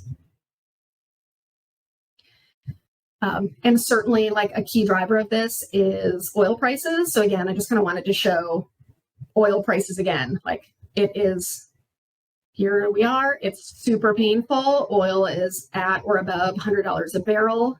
And if you look at it back through time, there have been other points in time where we've been at $100 a barrel and we got through it. It doesn't mean that, it doesn't continue spiking for whatever reasons, like, demand doesn't come down or supply gets even worse for some reason. But these jumps in oil prices and inflation, like inflation and oil prices are very spiky, right? And one of the things they say in the investing world is high prices are the cure for high prices. What that means is, once prices get high enough, people stop paying them. And then the demand goes down, right? And the price comes back down. Once prices get low enough, people stop selling and start buying and prices come back up again. So prices are most of the time the self-correcting aspect of the markets. Again, it doesn't mean it's not incredibly painful to live through and it's not incredibly painful to fill up your car to drive to work. It's just trying to kind of take what feels like an unprecedented time and putting it into context over the long term. And here's stock returns, coming back to the stock market real fast. So these two lines, the red line is what we call nominal rates of return. So nominal total return of the S&P 500. So the red line is before we adjust for inflation. You can see that stocks tend to kind of hover around this, this line here. Hey, Gwen, can you see my cursor when I'm moving it around on the screen? Yes. Okay, good. Okay. Well, here, where this 10 is, this line here is a 10% growth path. So you can see this is where like stocks kind of tend to come kind of above and below around this 10% growth path over very, very long periods of time. This was back to 1935. If we adjust that for inflation, that's been a major question, which has been like, well, if stocks return 9 or 10% per year, what about adjusted for inflation? If we adjust it for inflation, they tend to return somewhere around 6% plus. If I'm eyeballing this, it's not perfect. It's not always on the 6% path. Sometimes it's higher, sometimes it's lower. But over long periods of time, stocks tend to be a good inflation adjuster or a good inflation hedge because companies can decide if and when they pass through those higher input costs, right? It's messy in real time, but a company can figure out what price it charges for its end goods and how that relates to the price it pays for the raw materials that go into creating its goods and services.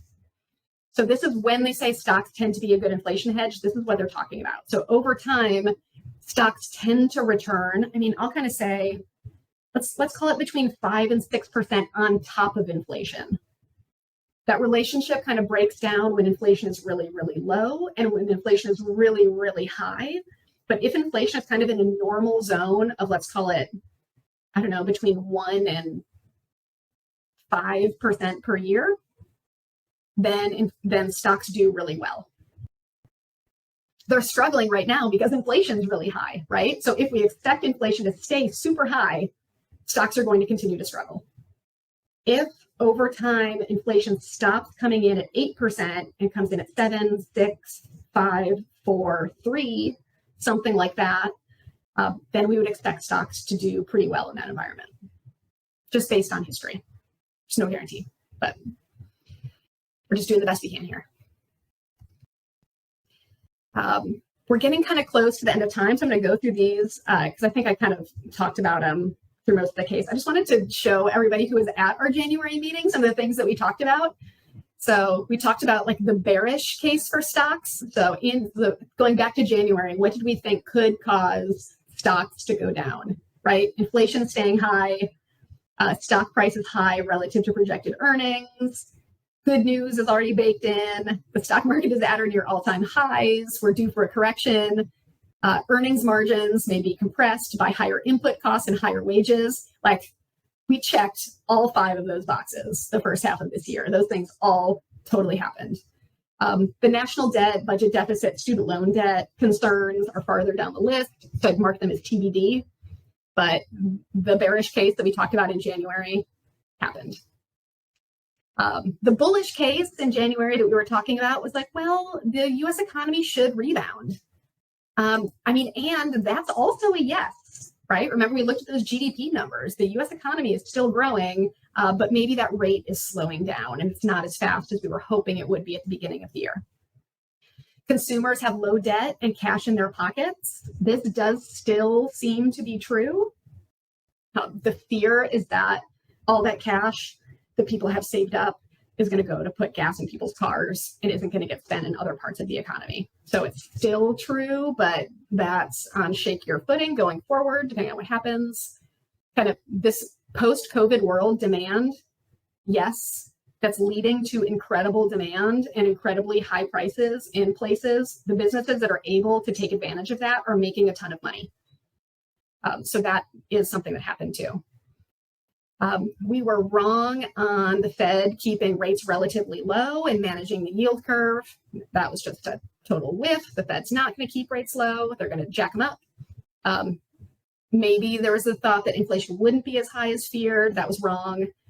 Stocks are cheap versus bonds. That didn't really work out. Stocks and bonds fell together.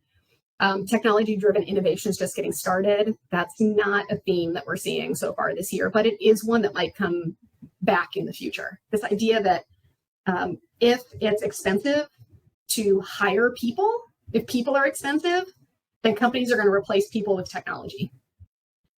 So that could be kind of like an under the radar secular theme that could be playing out. We're just not seeing it reflected in stock prices today.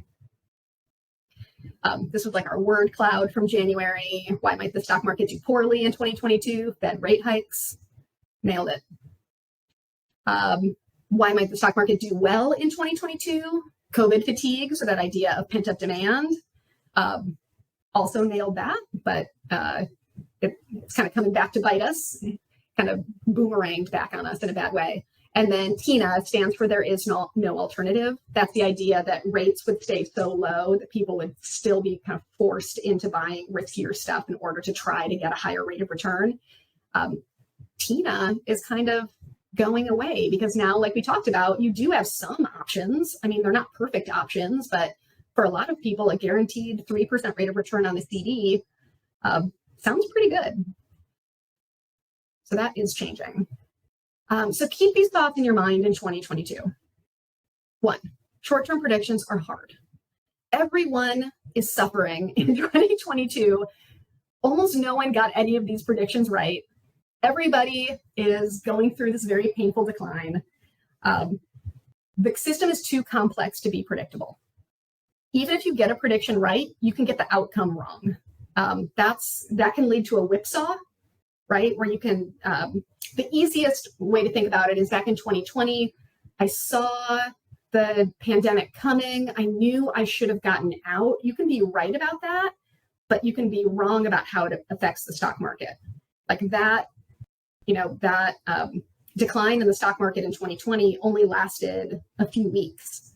And then it bounced right back. I, by the way, do not think that's what's happening here. I think that when the market stops falling, the recovery will be slower. So we're not looking at a V shape in 2022. That is my prediction. I know I shouldn't make predictions, but that's my expectation. But we don't know when that's going to happen.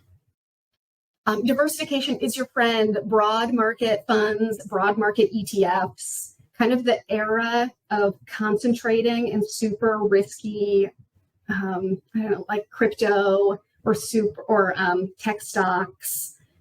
That has been so painful this year, and I don't know when that's going to come back to being a great idea. So keeping things broad, that allows you to kind of cover more bases. If inflation stays high, energy companies will do well. If inflation comes down, tech companies should bounce back a little bit. Do you know which way it's going to go? What if you just own both, right? So that idea of diversification, I think, is a good idea in 2022. If you prefer one style, for people who love value investing, they have been out of style since like 2007. And this is their year, right, where they're back in style. If you love growth investing, this year has been so painful. If you're just going to stick with the growth investing, kind of tech, like that type of stuff, good on you. You're just going to be out of fashion for a while, right? That doesn't mean it doesn't eventually come back in the future. It just means that like it might not be a thing that works this year. Time is your friend. I mean, going back to the long-term chart, capitalism is flexible. That's like the hallmark of capitalism. And the economy and the companies in the economy will adapt to changes. It doesn't happen instantaneously, and it can be a painful process, but some companies will die. Some companies will be born out of this. Some companies will struggle. Some companies will prosper. Like the system in the aggregate is very flexible. Like we will get through this. Stocks have always been long-term wealth generators, and we can expect the same in the future. It's not a guarantee, but it is a very solid expectation over the long term. You don't have to know how it's going to happen, just that the system that we're in the US incentivizes people to solve problems by letting them keep the profits when they do.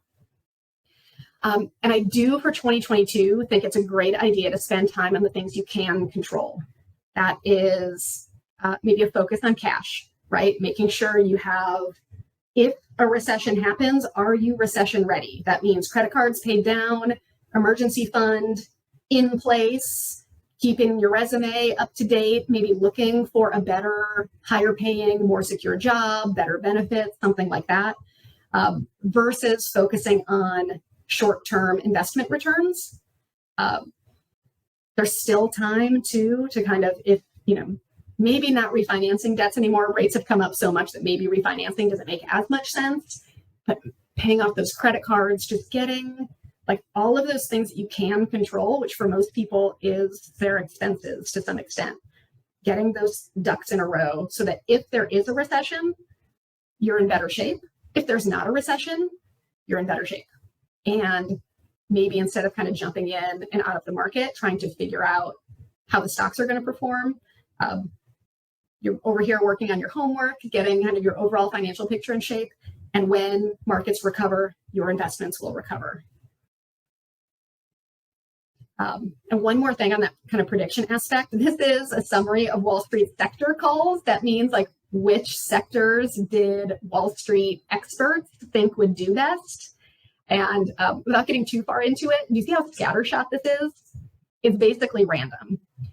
Strategists are no better than throwing darts at predicting what is going to happen and what parts of the economy and what parts of the stock market are going to do better than others. So if Wall Street strategists can't do it, is it fair to expect that we can?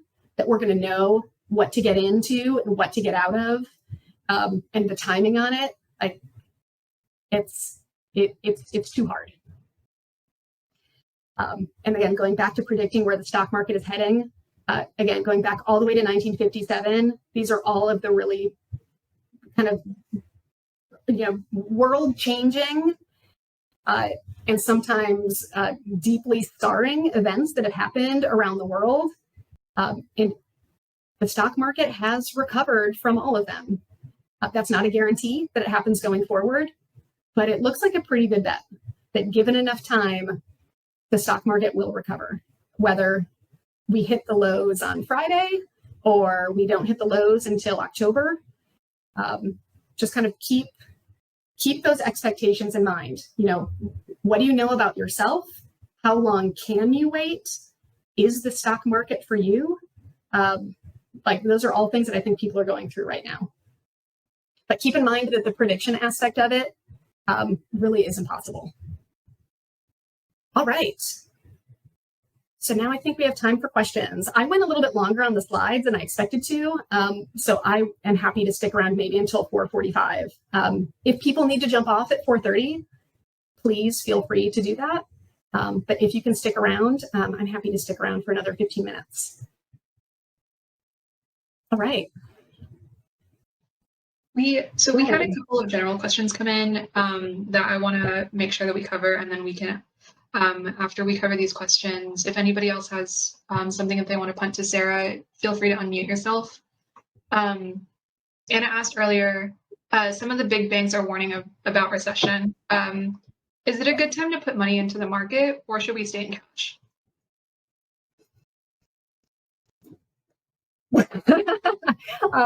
I would say the answer to that question is, what would you do if the stock market fell by another 10 or 20%, right?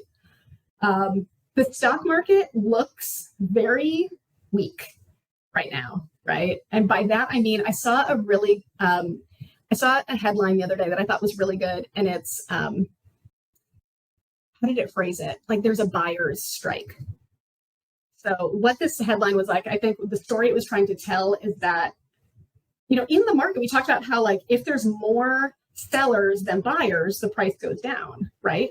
Well, what if there's just like not that many buyers? What if people, I think a lot of people are just, they're waiting and not really doing anything.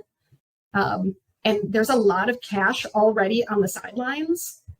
So anytime a seller comes in, it pushes the prices down, but it's the reason I say this is because the market might continue to go down, right? For some investors, if you look at a long-term chart and you say, I mean, this is as good a time as any. Like S&P 500 is at 3,900. We expect the stock market to double every 7 to 10 years. We're 20% off of our highs. I'm going to start putting money to work. If you have a long-term perspective, that will ultimately be a good decision. If you're trying to time the bottom, then we might not be at the bottom, right? So if you put money in and it falls by another 5 or 10 or 20%, then maybe it makes sense to wait. Or maybe it just makes sense to, have you heard of dollar cost averaging? You take your chunk of money and you chop it into small pieces and you invest the small pieces over time.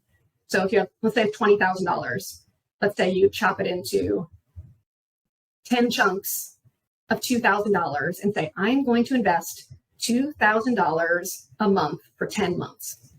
I'm not going to worry about it. And the market's going to do what it does. But by the end of 10 months, I will have my money invested. And then we just let it do its thing. Either prices will be lower or prices will be higher, or they've gone sideways over that period of time. But you take the guesswork aspect out of it by doing something like dollar cost averaging. I love, love, love that strategy in an environment like this, because I think it's really good from a behavioral perspective, and it lowers the stakes for the investor's perspective, right? Like, is this the time? I think over the long run, this will be a good time, and we'll look back at one of those charts and be like, oh, yeah, like May of 2022 was a good time. People were really scared. That's a good time to be investing. It doesn't mean you're never going to be able to know when the absolute bottom is. So that becomes like a behavioral question. Like, if the market keeps falling, what do you do? Because what you don't want to do is sell stocks into a decline. That's what we're trying to keep ourselves from doing. We don't want to sell into a decline or a crash.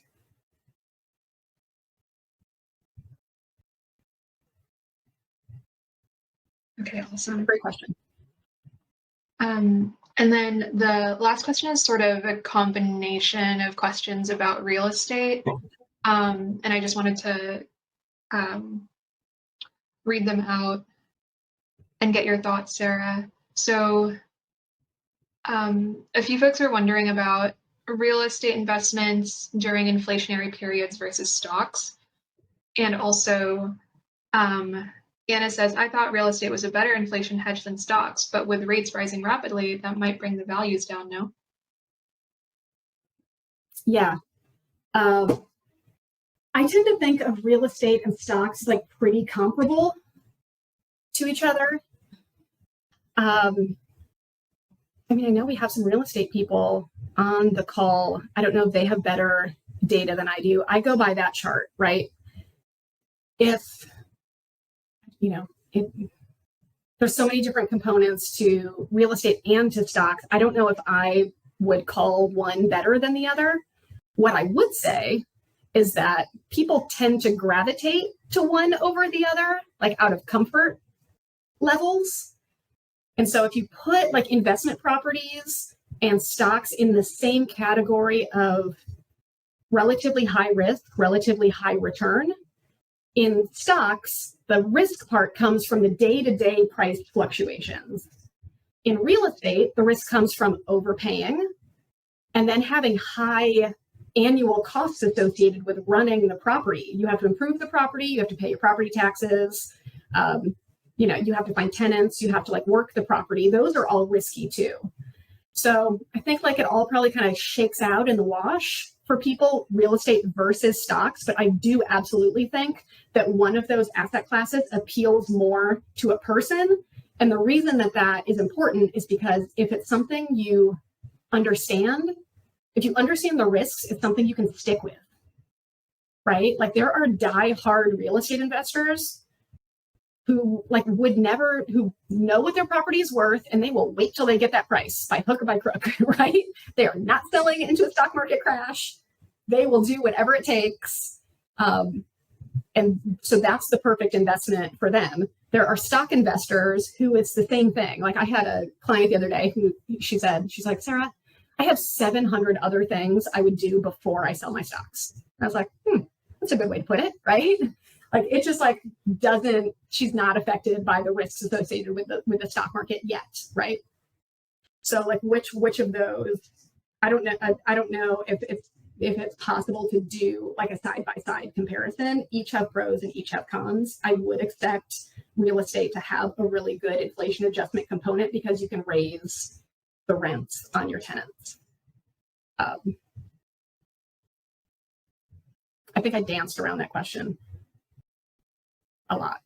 I'm happy. I know there's some real estate professionals on the call that are welcome to jump in. Yeah, if anyone has lingering questions, feel free to unmute yourself, ask Sarah in the group directly.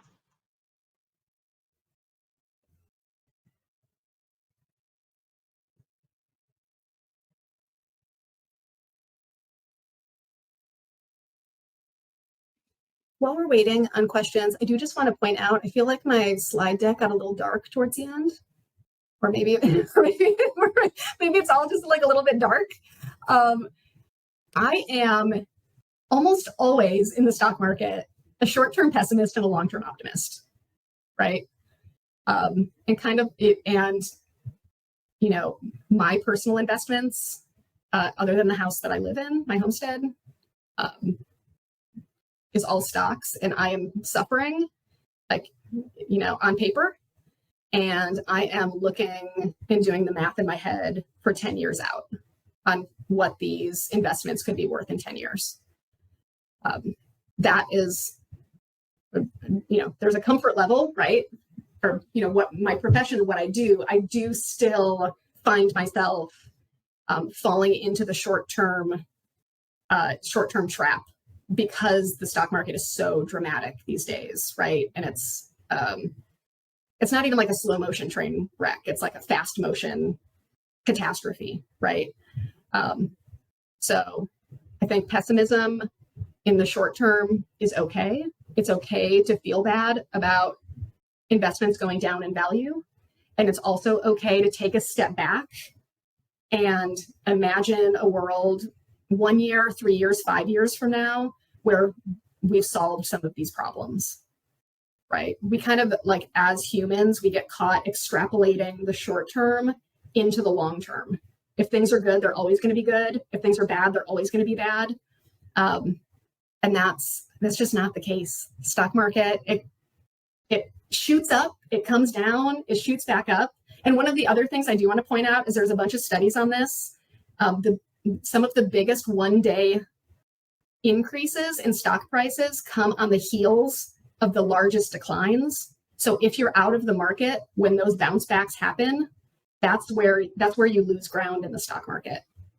But just that idea of like selling now, buying back in lower is a dangerous game, because there's a pretty decent chance you get out, you don't get back in when it's lower, and by the time you do get back in, it's higher. So now you just effectively sold low and bought high, which is the opposite of what we're trying to do, which is buy low and sell high. I thought I saw Ole unmute her mic.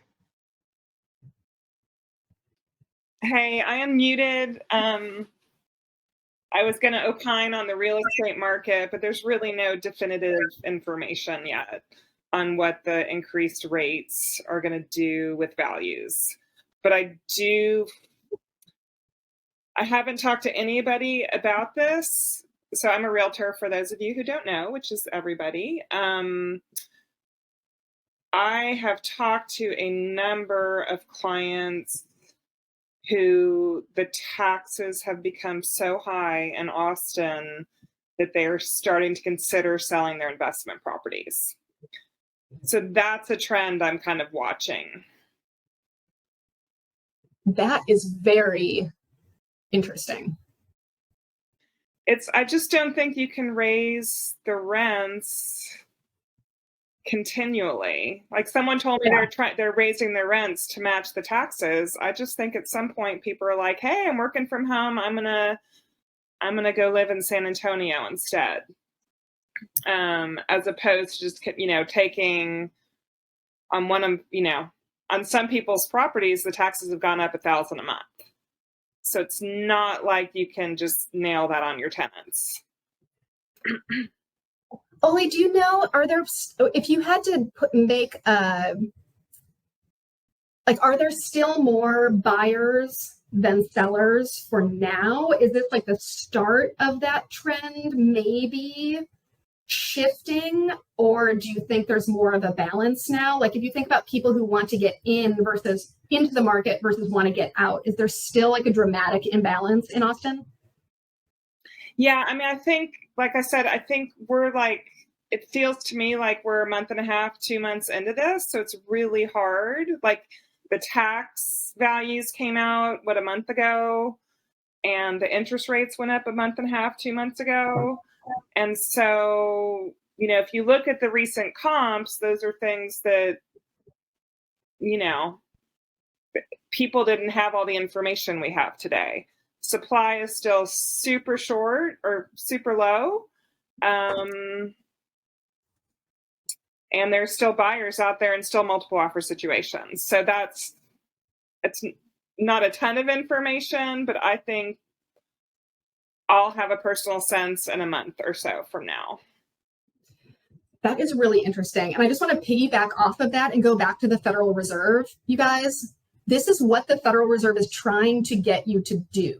The Federal Reserve is trying to get everyone to stop bidding up housing prices by raising rates.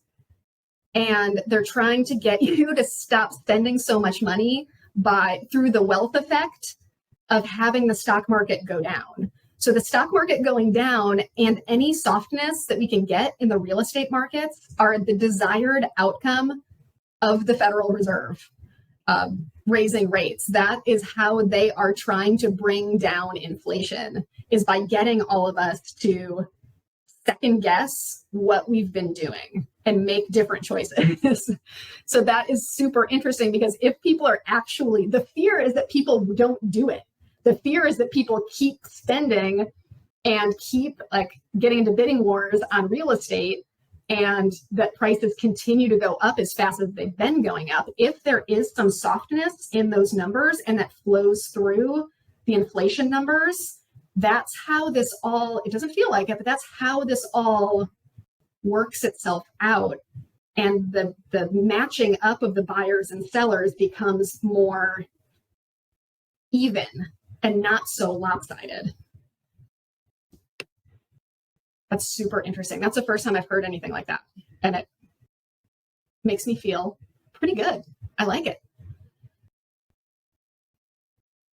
All right, what else is out there? That's interesting, Sarah. Thank you. Yeah, thank you. That was awesome.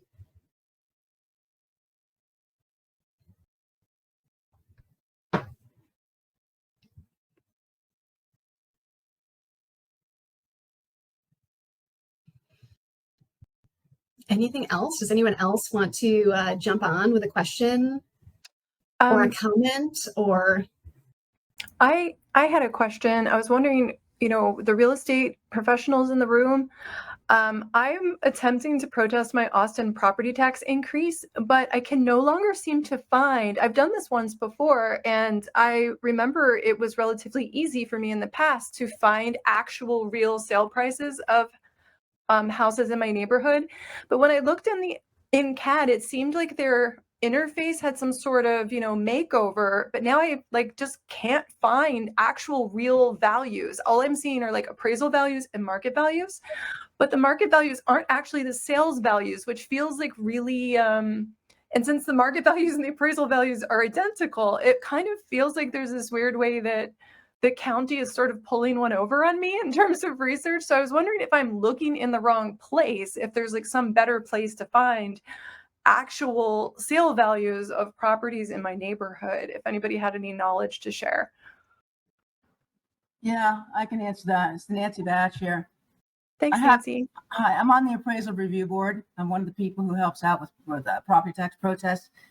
Disclosure is no longer allowed. We can't get the information anymore. The county can't get it either. So it's just not available. So then how is anybody determining market value? We're guessing. I mean, I hate to be so blunt about it, but it's all opinion. that's good information too. We don't like it either, but Wow. Well, that's Connie, but yeah. You can find the values in Redfin. Redfin and Zillow and all that post the sold values. Do they not? I think they do. I think that what they're posting, what you see in Redfin is estimates, and there tend to be, the complaint about Redfin is it tends to be very high estimates, but they do post actual, I believe they are posting actual sale values. I don't know for a fact because They do. I mean, my understanding is that they do share all that information. Realtors didn't like it when they started doing that. They don't have to do it anymore, though. They're not required to share it anymore. And I mean, Texas is a non-disclosure state. You don't have to tell people what you sold the property for, or what you bought the property for. It only generally becomes an issue is that it's kind of a game. Now, what happens is the board will assess, or not the board, but the taxing jurisdiction will assess at essentially a high amount, and if nobody protests, then the amount stays. If somebody disagrees and protests, then there's negotiation back and forth, and the amount gets reduced. So, right, Connie, I'm a realtor. I hire the tax protest people to do it because they do it day in and day out, and I think they're probably better at it than many people. So yeah, I would agree with that. Yeah. Tax protest people, is that a group or something? There's a bunch of different companies like ProTax, Five Stone, that you pay them some money to protest your taxes, and they part of their payment is a percentage of any money saved. Got it. Okay. Hey, I have a quick question. I'm Ginger. How do they, because I also have hired ProTax. So now that if there's no requirement that the sales price be available, how do they do it? How do they protest? Our comps have never been available to the county except for 2 months or so when there was a random exchange of data, but they've never had that information. So these companies have always figured out how to do it, however they do it. Oh, okay. Okay, thank you. It's a black box, but it works. Those are really good questions.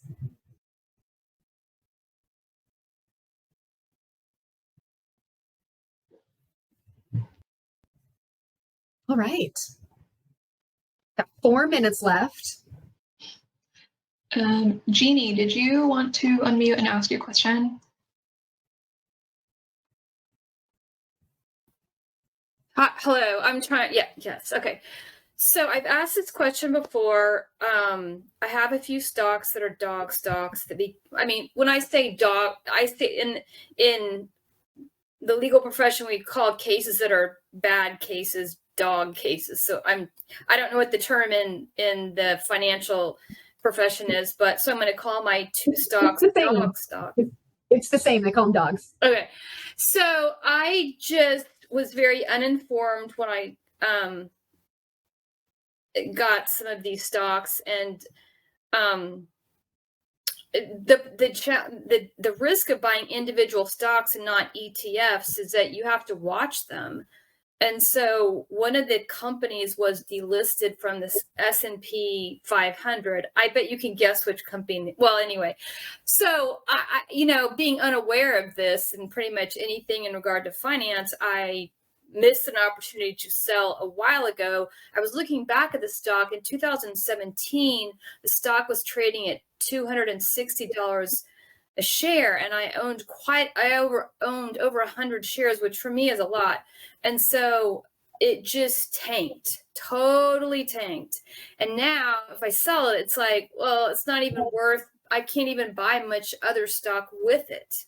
And so I don't want to hang on to the like bitter end. But then again,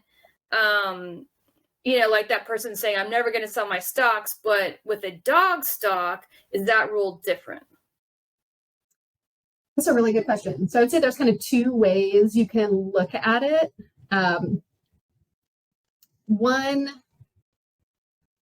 is there some sort of outside chance that this company turns it around in some way? If there's an outside chance, you can think about the shares as like an option, as like a low at this point, like if they're not worth very much, but could theoretically, like maybe even if it's in an alternate universe, like be worth more in the future if this company has is it still operational? It's GE. And so they did a reverse stock split, and the trend is that it's going down. But one idea I had today was that this is an old company, and it's basically, it's not modern and techy, but over time. But I just read the book, The Worst Hard Time, and it talked about GE, about how some people had put a lot of money into GE back in the 20s, 30s, and lost money in the stock market when the stock went down. And so then I realized this is an old stock, and I wonder if this could possibly be a downtrend and not the end of the life of a company. I mean, I've heard that some stocks just die after a certain amount of time, but not always. But yeah, it's not looking good. But it's like, well, yeah. I mean, like, I don't like. It's almost like I'd almost rather. It's gambling. I'd almost rather take the risk of hanging on than just getting like, peanuts on the dollar of what I invested. It's so frustrating. Oh, that's a hard one. Because I would say either there's a, if you keep the shares but kind of like move on emotionally, okay, then you can just be like, oh, well, it's all upside, right, from here, right? Like if like the down, like it could get worse, but even if it got worse, the worst is we're already down so much that, that maybe the upside now is greater than the downside. That's one way to look at it. I mean, I would say like the other, like in these cases, the other thing that could be valuable is like if when you got the shares, they were at 200 and now they're at, whatever, you could get a tax loss benefit, right? Like use the losses to offset gains and something else. Actually, I get that. However, it's in my retirement account. Oh, yeah. So, and it was actually money that I had in one stock in an insurance company that has done so well over time that had I just kept the money in that one stock, it would have been just fine and even really, really good because of the time value of money, because the dividend just this, that stock would have grown and grown. But the risk is, well, what if the company went out of business? And so it's just a learning experience. And obviously now I realize I know so much more now than I did when I was younger, but I still have so much more to learn. So I appreciate this presentation and all of these presentations you do, Sarah and Gwen. It's just very helpful. Oh, thanks. I mean, and I would say of all the environments where a company like GE might come back from the dead, I think that this is it, right? Like this is the time when people are revisiting those like industrial, cheap, like, make stuff type of companies. So maybe this is your year. Okay. I mean, they have healthcare. They do manufacture, I think, maybe MRIs. Yeah. So they do something of value, and I probably need to study the company more, but that's the downside of someone like me owning individual stock. When it's not my profession to study stocks, I don't have the time that you and Warren Buffett do to like just read all day and like, I would have the answer maybe. And so I'm guesstimating based on like a fact here I find. In fact, so it's fun, but it really ends up being kind of like gambling when I'm dealing with individual or even ETFs when I don't know which ETF to buy. But yeah, it's tough. Thank you for your answer. Really I appreciate that. Awesome. You guys, thank you so much for joining on your Saturday, for all of the awesome comments in the chat box, for hanging in there with the Autobahns Investing Group. We used to joke back in the day that we were going to have, what did we call it? It's like the stock market support group or something. And I was thinking like we should get a stock market support group and we can meet at the bar, right? And, we're going to get through this. And all of it, investors, just keep your, keep your head on and do the best you can. And if you ever have any questions, or if you get into this and, develop strategies or ways of thinking that you think will help someone else, please tell them, please reach out, or please join us on Facebook. Because I think that's this community of investors is what makes it easier to get through times like this. Right. This isn't the only time we're going to go through a dramatic decline. It's not the only time we're going to go through a recession. I really, really value you all as like this community of investors that we've put together. And I just wanted to say thank you for joining and for being a part of it. All right. Well, we will check you later and we will see you in June. If you have any questions, please feel free to reach out to Gwen or myself. And we will see you next time. All right. Bye-bye, everybody.